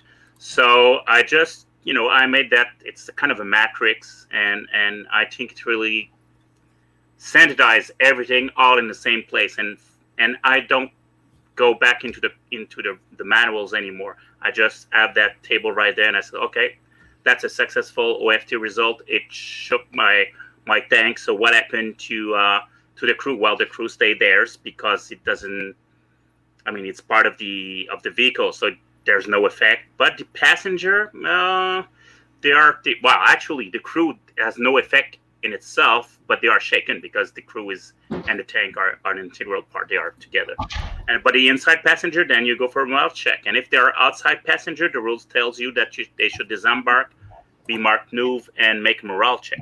And now everything is right there in that table. Yeah, and I'm a little bit proud of that one because it really helps playing the game faster. Okay, and this is the backside of that same card. And these are the other tables you find in the game. Notice the thermal image insights table has a red dot, again to notify you that it's only used in modern games. We put the stacking table on here again. Stacking's not hard, but new players have a easy time finding it. Passengers capabilities, mines versus vehicles, the stream and movement penalty table. Okay, so again, everything is here. Last table we're going to really kind of peek at. This is the second part. This is the first part. It's an outline of play. I did lie. I told you we took that reference card out, but we also took the outline of play out of the rule book because we made it onto cards. So it's in the rule book, but on the cards part of the rule book, not in the actual rules like it was. And it's much more broken down. So this is most of the sequence of play in the first card. And this is what happens, I guess, during your activation. And again, look, you'll see, here's the fire rule. Here's the basic part of how to do a fire. There's smoke, snipers, opportunity fire. And then, of course, you got the administration phase in the bottom. And again, the object is to, just move you along. I'm going to bounce back to the comments because I'm behind again, which is good, guys. Keep them coming because it's really, really what we want. The next one we had in line was a question from Tom asking, are the digital rules the same as the board rule, and will the board game rules, and will they be updated in the digital, meaning the Steam, I guess? Yeah, Tom already has the new rules, guys. So that is not a problem. I can't say when he'll be done, but I know he's already working with those rules. He will be adding the artillery. He will be adding the fire. He probably has some jazzy SFFX effect, but there you go. The next one we got is from Tom. That's just his follow-up to his Smokey the Bear. Okay. We'll take all the praise we can get. Keep it coming, guys. Okay. And what's this one here? Plus one pre-running counters. Thank you, Richard. Oh, we got +2, guys. Must be doing something right with those rounded counters, Yeah. then. And my leader modifier makes it a +8. Okay. There we go. Even more. Okay. Here's Tom's questions next. That was one you just asked me, right? Yeah, exactly. Okay. And Rough Swordsman answered it. Big Board Gaming. Okay, here's Kevin again. Assuming these are the final changes, what are the plans for new releases? Yes, my goal is we're not going to be publishing too many more games that are not part of our series. That doesn't mean we won't have new games, because we will. But the ones we're really going to be working on are World at War. I'm going to say possibly a new Nations at War, not a game, but updating the system a little bit more to something that we want. Just like we did with World at War 85. Improving the counters some more, changing the way the numbers are represented on it. Lock and load, you should 2 games, if not more, honestly. And with these new guys coming on board, and I will say this, if anybody out here listening, now or later, think you're potentially can help in development of a game, help in, or having a modular idea. I don't know if many people know this, but Days of Hero was done by a fan that presented the game to the old owner. And that's how that game came. It was not like, he hired some great developer or designer and he came out with that. There was a fan that thought it was a good idea and moved along. And so we're looking for that, okay? We don't need you to be the God-given expert of all things, because if you look at the 3 of us, we are not God-given experts combined. So, okay, but we can get the counters. We have set rules, etc. And, so you want more games, bring us some people who can do more stuff. I mean, that's really what it comes down to.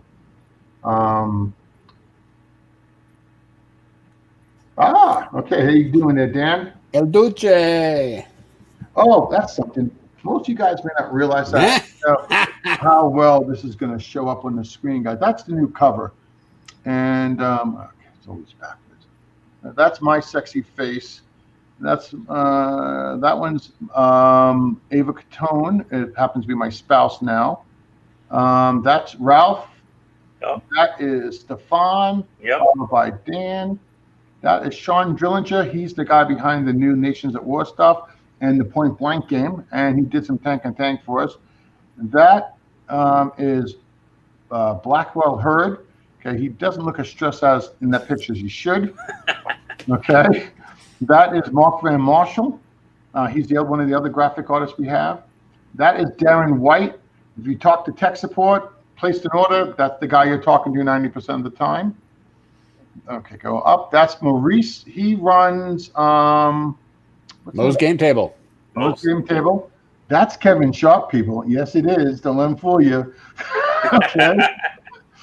And that is Nate Rogers. And what's so cool about his is if you look really close in the sunshade, you'll see the oil fields burning in the background. Okay. The next guy over here, that's Tom Proudfoot. He is the programmer. Maddie Gill, one of the ladies playing Lock and Load Tactical. And that, of course, is Devin. Yeah, at the spear point. Right. So taking the bullets for us. That's my job. That's my job. When people won't be happy with the rules, I'll say, "Oh, the lead Talk to designer is Devin. It's not Devin, me." he's the one that made the final decision, so complain to him. Yes. Bring it on. Bring it on. Okay, there's a accent. Yes, Okay. yes, Dan. There's a Quebecois accent here. Okay, I just now lost my spot. Damn it! Hold on. I lived in the United States for a couple of years. That's where I got my English. I have less chance to practice this right now, but yep. I will be right back. Okay. That was a question from Kevin saying about the hold down position in clear hex. Yeah, it makes sense, but also significant. I mean, Kev, it's a significant change if you have 14 tanks in the game, and you're all trying to hold down or something like that. Maybe, but it's really more of a squad game. And again, special rules. Tanks can hold down in this terrain. I mean, there are all ways around it, but we felt that armor really was kind of shortchanged. You couldn't really try to do any normal armor combat or tactics, and we wanted to be able to have a little bit more. If we're going to do the Middle East, Arab Israeli wars, I mean, one of the reasons we canceled Heroes of the Faith was it just didn't work with 20, 30 tanks on the side, which is what was coming with the way it had, because there was no rules for it. Yeah, and really, I mean, if you are a World War II tank, you got one chance out of 6 to make it, and you can only try it for once a turn. So, in a game, you won't have that many chances, and you have to do it while you are moving, not assault moving.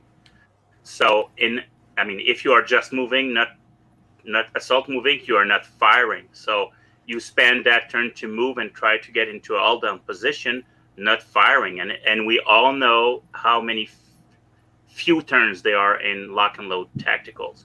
You never have enough turns to do what you want. So if you are spending a whole turn to move and try to get into an all-down position, it's really because you don't have anything better to do with your tank. Yeah, because if you're doing that, you're not really doing anything else. Yep. Okay.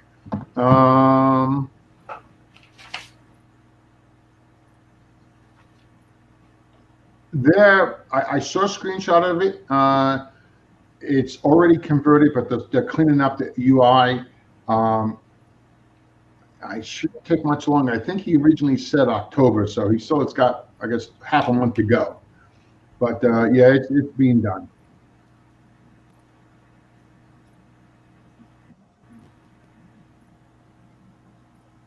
This is CC coming. Not sure what he's talking about, guys. What about you? I apologize. I'm not sure what he was talking about either. Okay. I think he's talking about close combat when I was talking about the close combat odds, how they're skewed in the digital version. Mm. Yeah, it sounds like. Well, I'm here with my lock and load glass. Yeah, nice. And that at the bottom is not Coke. That is rum, because right here in Quebec it's 6 p.m. so it's happy hour time. Right, and okay, thank you there, Stu. Yes. Oh, something for you, Christopher. This is for you, buddy. But we called it second floor or upper floor? Upper floor. Okay. And the other one, the original count was called what? No, the original was called upper floor. We went with, what did we go with? Second floor. The main thing is that we changed the size a bit. No, we ended up. We also ended up changing the name. There wasn't really scheduled. It was upper floor, and I think we changed it to second floor or something like that. Mechanically, the counters are exactly the same, but we changed the graphics on them for the new admin pack. It's upper floor and second floor. Upper floor and second floor, yeah. Now, guys, there is a change, though. That's not 100% accurate. The rules and all that stayed the same. The original counter was the size of the same squad count, and it usually showed you a picture of you being outside the building, looking at the building.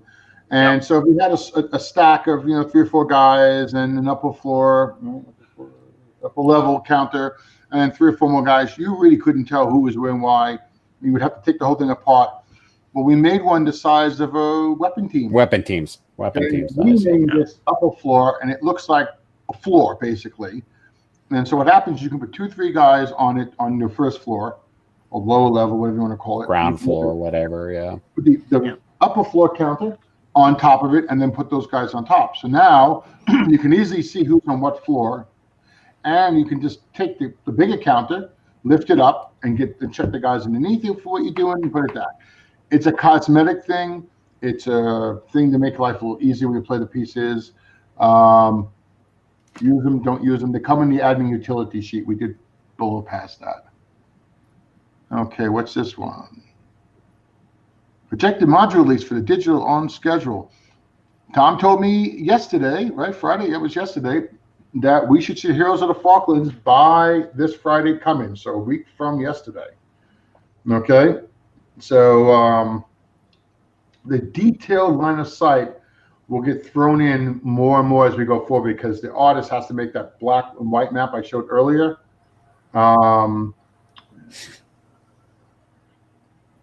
This map. Okay, for each map in the game, in order to do point-to-point or dot-to-dot line of sight. Okay, so that will come as they're released, and then we'll just turn around and add them, of course. Okay, and you'll know because there's on the scenarios, it shows you if it's point-to-point with a graphic or not, so you don't have to guess. It automatically loads point-to-point once you once that map is added. When it's available. Yeah. Okay.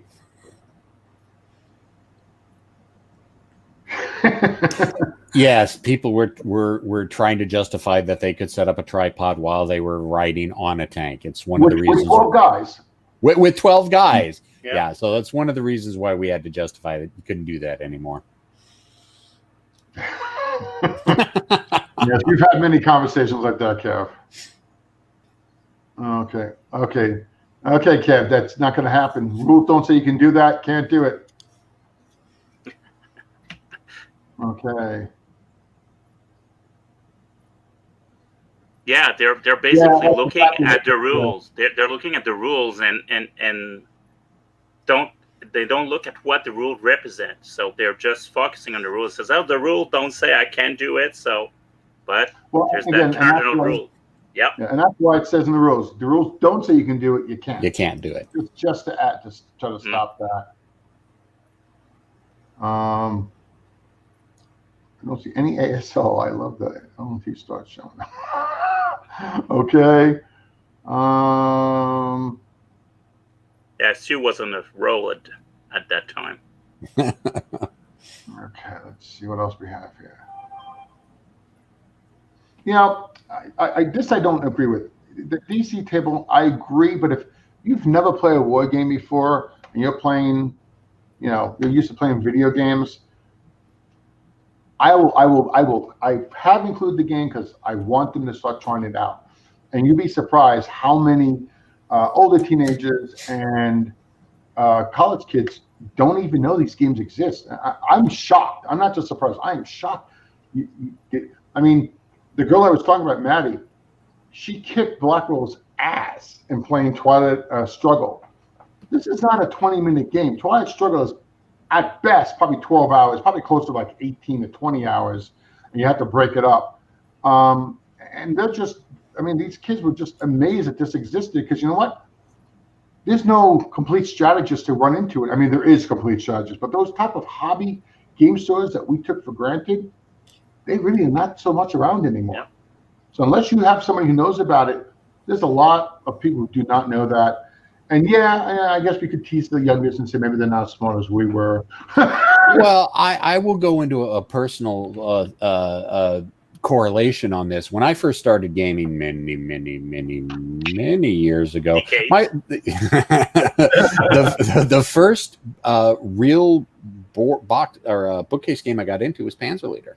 And as everybody knows, Panzer Leader uses fraction tables, 1-to-1, 2-to-1, 3-to-1, 4-to-1. I had no clue how to figure out the fractions. Well, what if it's an odd? Okay, now even numbers, I kind of had a good idea how to do.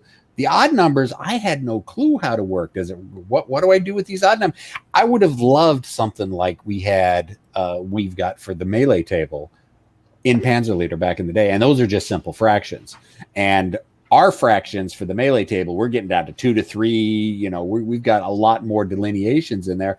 For a lot of the younger crowd, and for people who are not familiar with doing fractions, it's a huge help. You got to add it if you want to bring in the new people. Yeah, you do. You do. And you know what? Is it really so horrible? I mean, really. There's times, like I said, Devin and I were having a hard time with the greater than less than symbol. So All the time. All the time. Yep. yeah, see Tom. There you go, Tom. See. Yeah. See, well, he's not the only one. Thank you, Todd, again. Okay.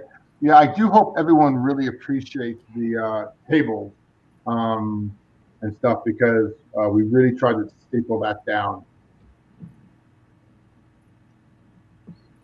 And great for the future learning count. Love it. Okay. Yeah, most of the younger kids anyway, they have things done for them. You could have it calculate how do you know the little machine that you punch on it to make calculation. I don't know the word in English. What's the word? Calculator. Calculator. Thank you. Well, when I was in school, there was no calculator. So, and they're like people right now. If they don't have a GPS, they won't find their way because more and more is automated, and people don't do those fraction stuff anymore. Well, look at it this way. Our teacher told us you're not going to have a calculator when you're doing this and doing that. We have it all over the place on the phones, on the watches. They were wrong with that. Okay, so we'll see. Okay. Yeah, I can see that potential scenario pack. Come on, Todd, let's go. Yeah, Todd, you did the Year of the Paratrooper last year. You should be jumping all over a market garden or at least an RNM module for us. Okay. Chat, when we got here, what are you guys sensing from players? Are the board games players happy with the digital version? Honestly, the digital game is doing super well. I mean, it's doing a lot better than I even thought it was. And I come from, like I said, Matrix making just computer games. I'm sure it's not doing as well as Call of Duty, but you know what? We didn't go to make a 3D game. Tanks are popping up and down hills. We wanted to be a computerized version of the board game. We just wanted to be another way to play, and I think the game is. I'm going to say this. I think I guessed right, and gamers are really enjoying it. We have thousands of copies sold in the first 30 days, and we almost have doubled that now, and it's 4 months out. 4 or 5 months out now, yeah. And the biggest complaint I get is that we're not coming up faster with DLCs, and that really comes down to, with all the special rules, it almost like each scenario is a mini program that Tom has to code.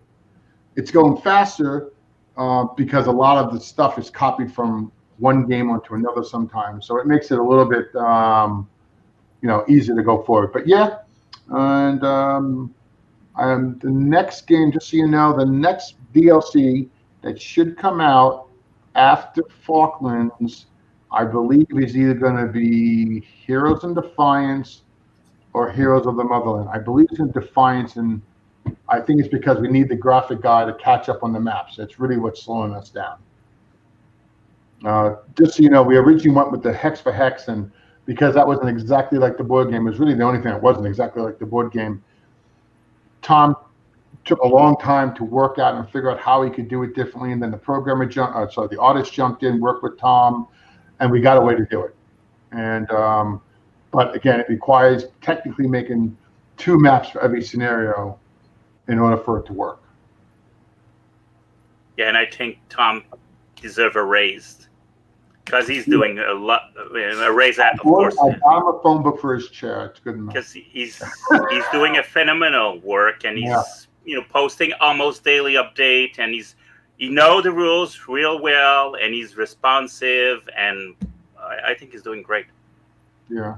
No, I've known Tom now.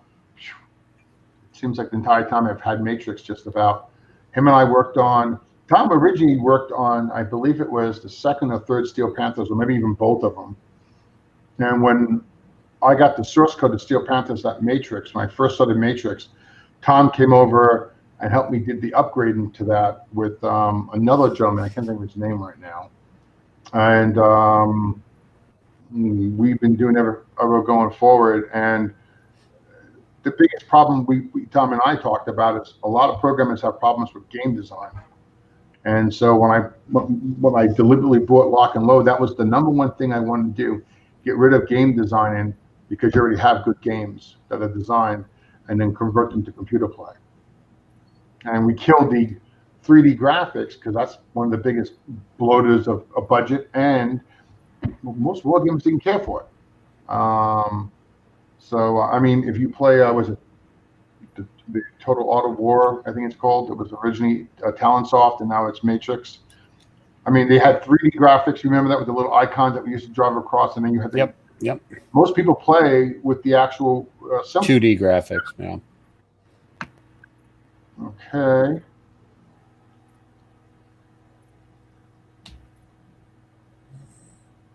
Oh, okay. That's just it's Stu. I don't know. Yeah, Stu.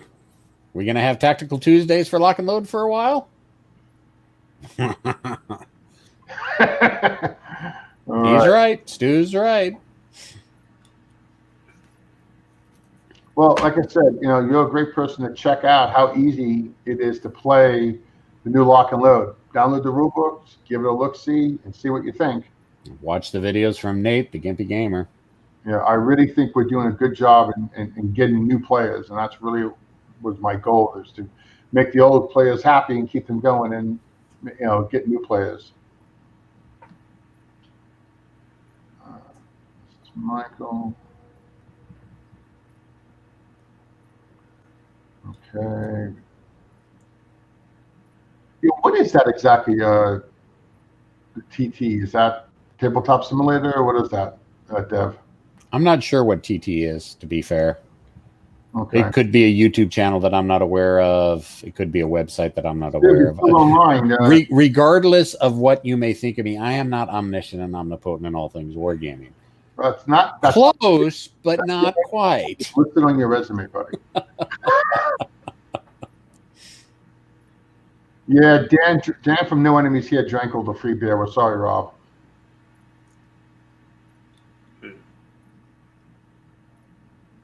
What's this?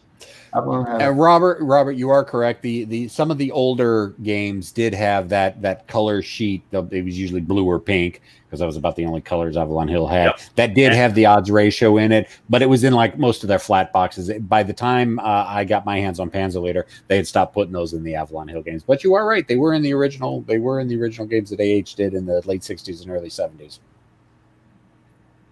Yeah, Chet, I feel the same way, buddy. I do this all the time. Okay. Christopher Robin.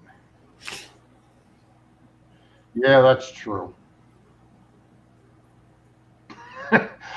Yeah, my kids are older now, and I've got one in senior in high school now, my youngest. So hopefully he won't need my help, because he's going to be very sad. Yeah, Todd, do you know how to get a hold of me? Let's do this. Yeah, hey guys, too, I didn't say this, but if you don't know how to play Lock and Load Tactical, and you don't want to play by yourself, and you don't want to learn on Vassal, for those who know about Vassal, you don't want to learn Tabletop Simulator, and or what I say, Tabletopia, for $5 you can buy, and on Steam, you got 10 days, and you have to pay less than 2 hours, I believe. Yeah, 2 hours total. Can't go over 2 hours. Once you go over 2 hours, you're stuck with the game. But you can play all the starter kit scenarios on the starter kit that comes in the core game. You get the exact full engine, so you're not being reduced. You're just being reduced on scenarios, and you can learn the game through the same scenarios in the starter kit through the computer game, and have the computer fight you back. Okay, and so again, I don't know what else we can do to make it easy for you to play, guys. Well, and the best thing about the digital too is Tom has increased the UI since he originally released it, and all dice rolls are laid out. It tells you exactly what is going on in each turn, so you can follow along and learn the tabletop version while you're playing the digital version. Yeah, digital's great. Can I get a quick game? And I can play anybody on Vassal if you want. I mean, I don't have time for face-to-face gaming, but Vassal, I have like 5 or 6 games going on right now.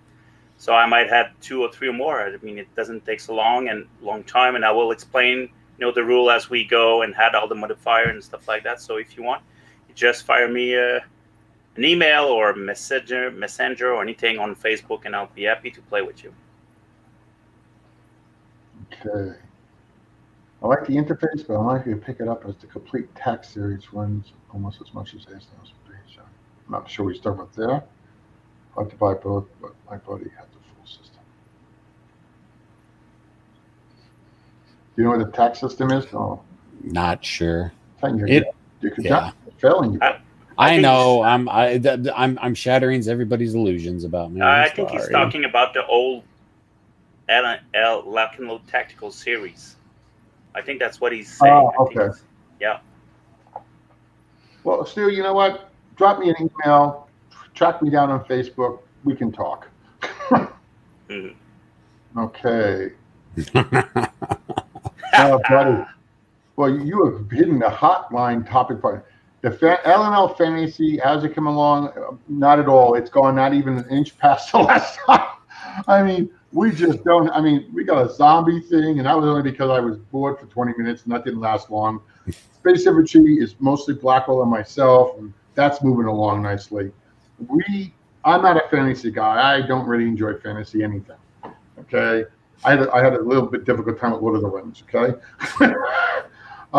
Again, it falls down to if somebody comes up with a solid system, I will consider it, but you're going to have to. Somebody's going to have to bring me some units, some counters to punch around, some rules. And again, you want them to conform to the basic rules that are 5.1 now, with module rules, okay? So that's a little tricky. I'm telling you that now from the sci-fi section of it. Hey, Stu, we appreciate it. Listen, you know, we're not at all trying to diss ASL. I think we all have played ASL and Squad Leader. It's just for us, it's too much. I mean, let's face it. MMP could just release Squad Leader games all day long and make a living from that. But that whole community, in my opinion at least, is kind of dwindling down because you're running out of people, and it's not geared for the newer people, which is the one thing we're trying to grow the base here. But yeah, listen, if you're going to enjoy the game, buy it. But buy it, try it. If you don't like it, send it back. We don't want your money if you're not going to enjoy the game and play it. I say that having like 600 board games, and I opened half of them. So, you know.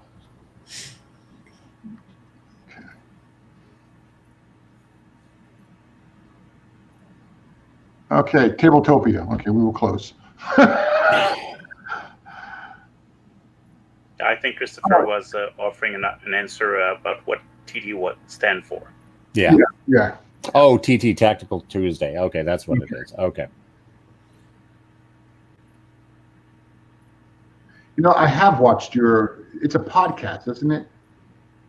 They talk about ASL stuff on Tactical Tuesdays, if I'm not mistaken. Devin? Again, the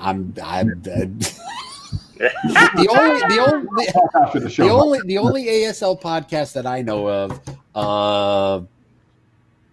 what the hell were they? The two guys out in Chicago, and they've been going for like 12 years. So that's the only ASL podcast I know of. And since apologies to, I don't play ASL anymore, so I really don't pay too much attention to the YouTube channels on it. So sorry. Yeah, asking Robert here about Mike Rationale's Battle Command. The games are on hold from both Michael and I due to COVID-19, and they really haven't been picked up yet as far as what we're going to do with them. Once things break, Mike and I will talk, and we'll see where we decide to go with it. The Crete game, I believe, is very close. I think it was done, honestly. It was the other ones, and we're just going to have to wait and see what goes on with that. I mean, basically, I've been pulling back from games because I need to focus, or we need to focus as a company on a couple of games and series and focus on that. And, not everybody works the same way. I mean, a lot of us, we expect mostly to get a design game complete. It doesn't mean we need artwork or maps made. That stuff we know, obviously. But it's just a matter of bandwidth. And two, I know Mike was with his job and everything else, so I haven't talked to Mike since before, just as the COVID broke out. So it's still on hold at this moment. Stu says it's YouTube.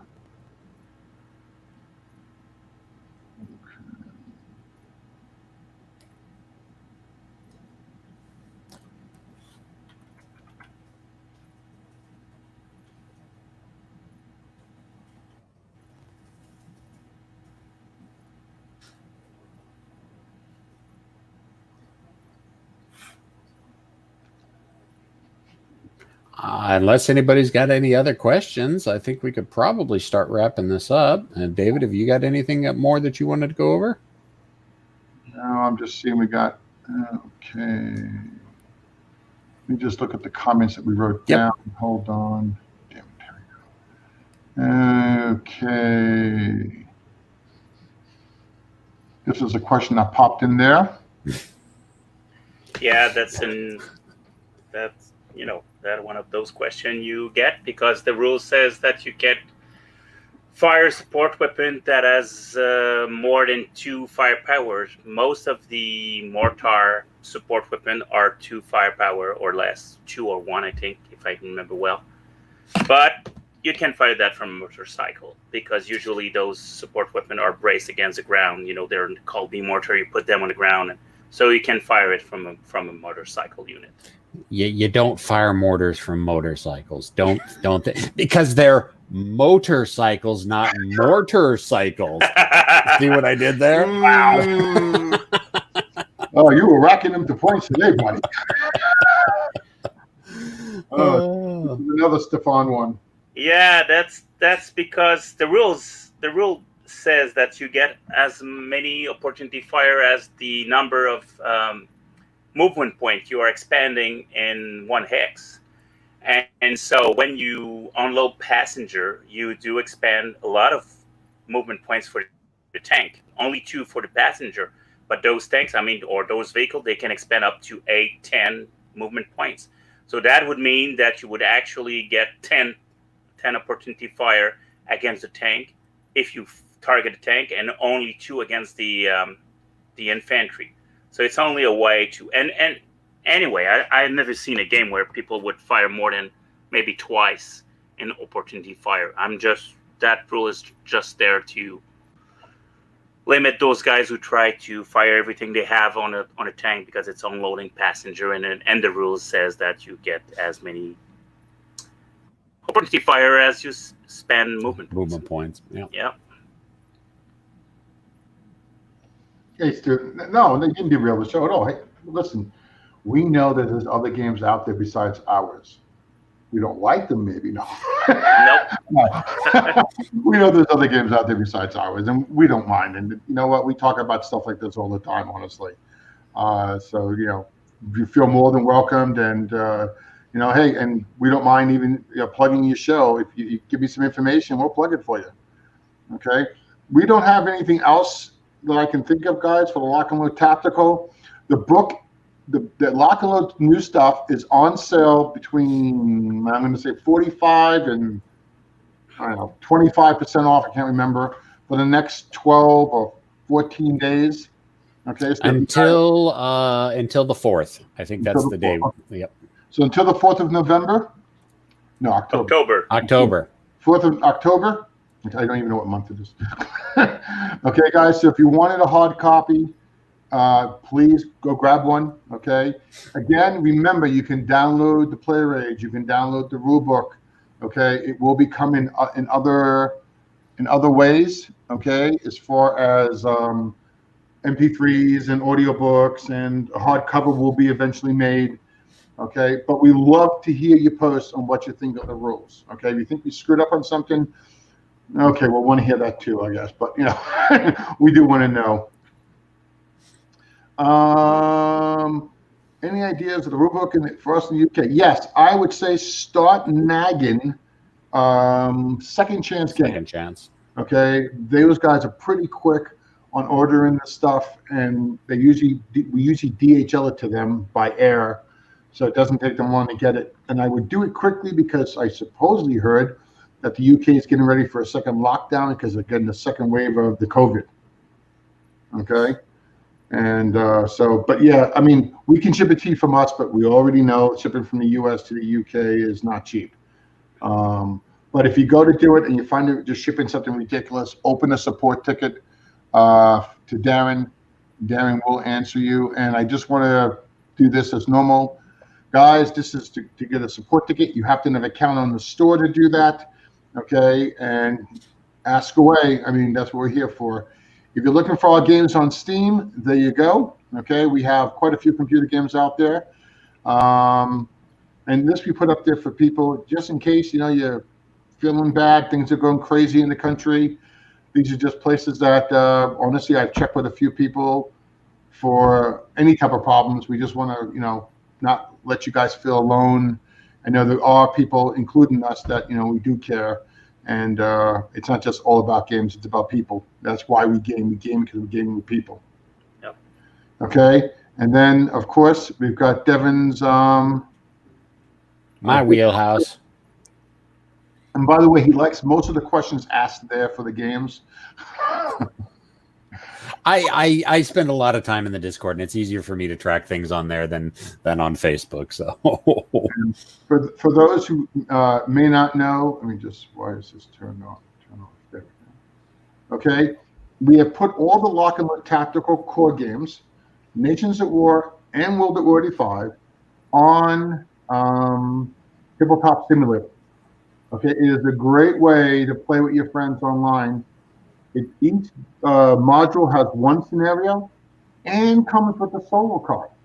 So if you're in a hotel room, traveling, blizzard, whatever, hurricane's going to be the thing of the moment, you can actually, when you keep power, play a solitaire card game by yourself, not card game, solitaire cards with the Tabletop Simulator. If you buy the module and scenario booklets, guys, they are back ordered. We have sold out of 2 runs already, so the next one is due, but it's not going to be for over a week still. But if you buy that, it has all the tables in there that you need to play. You do not need the board game. You can buy just that booklet. You need the core rules in some format, and you can play the free game online. The module rules and scenarios have all the scenarios for the game. So you can play every scenario, both sides, solitaire, because, like I said, the solo cards come with it, or you can play with a buddy. Okay? So last call for any questions. I don't think there's anything else, right? No? Nope. Okay, guys. Stefan may not know this, but basically, it's your chance to start waving goodbye to everybody. Guys, I want to tell you, God bless you. Thank you for showing up and coming. We do appreciate you. And we should appreciate the support you've been giving us for all this time with Lock and Load and our products. Okay, let's go. Well, that is all you have for this episode.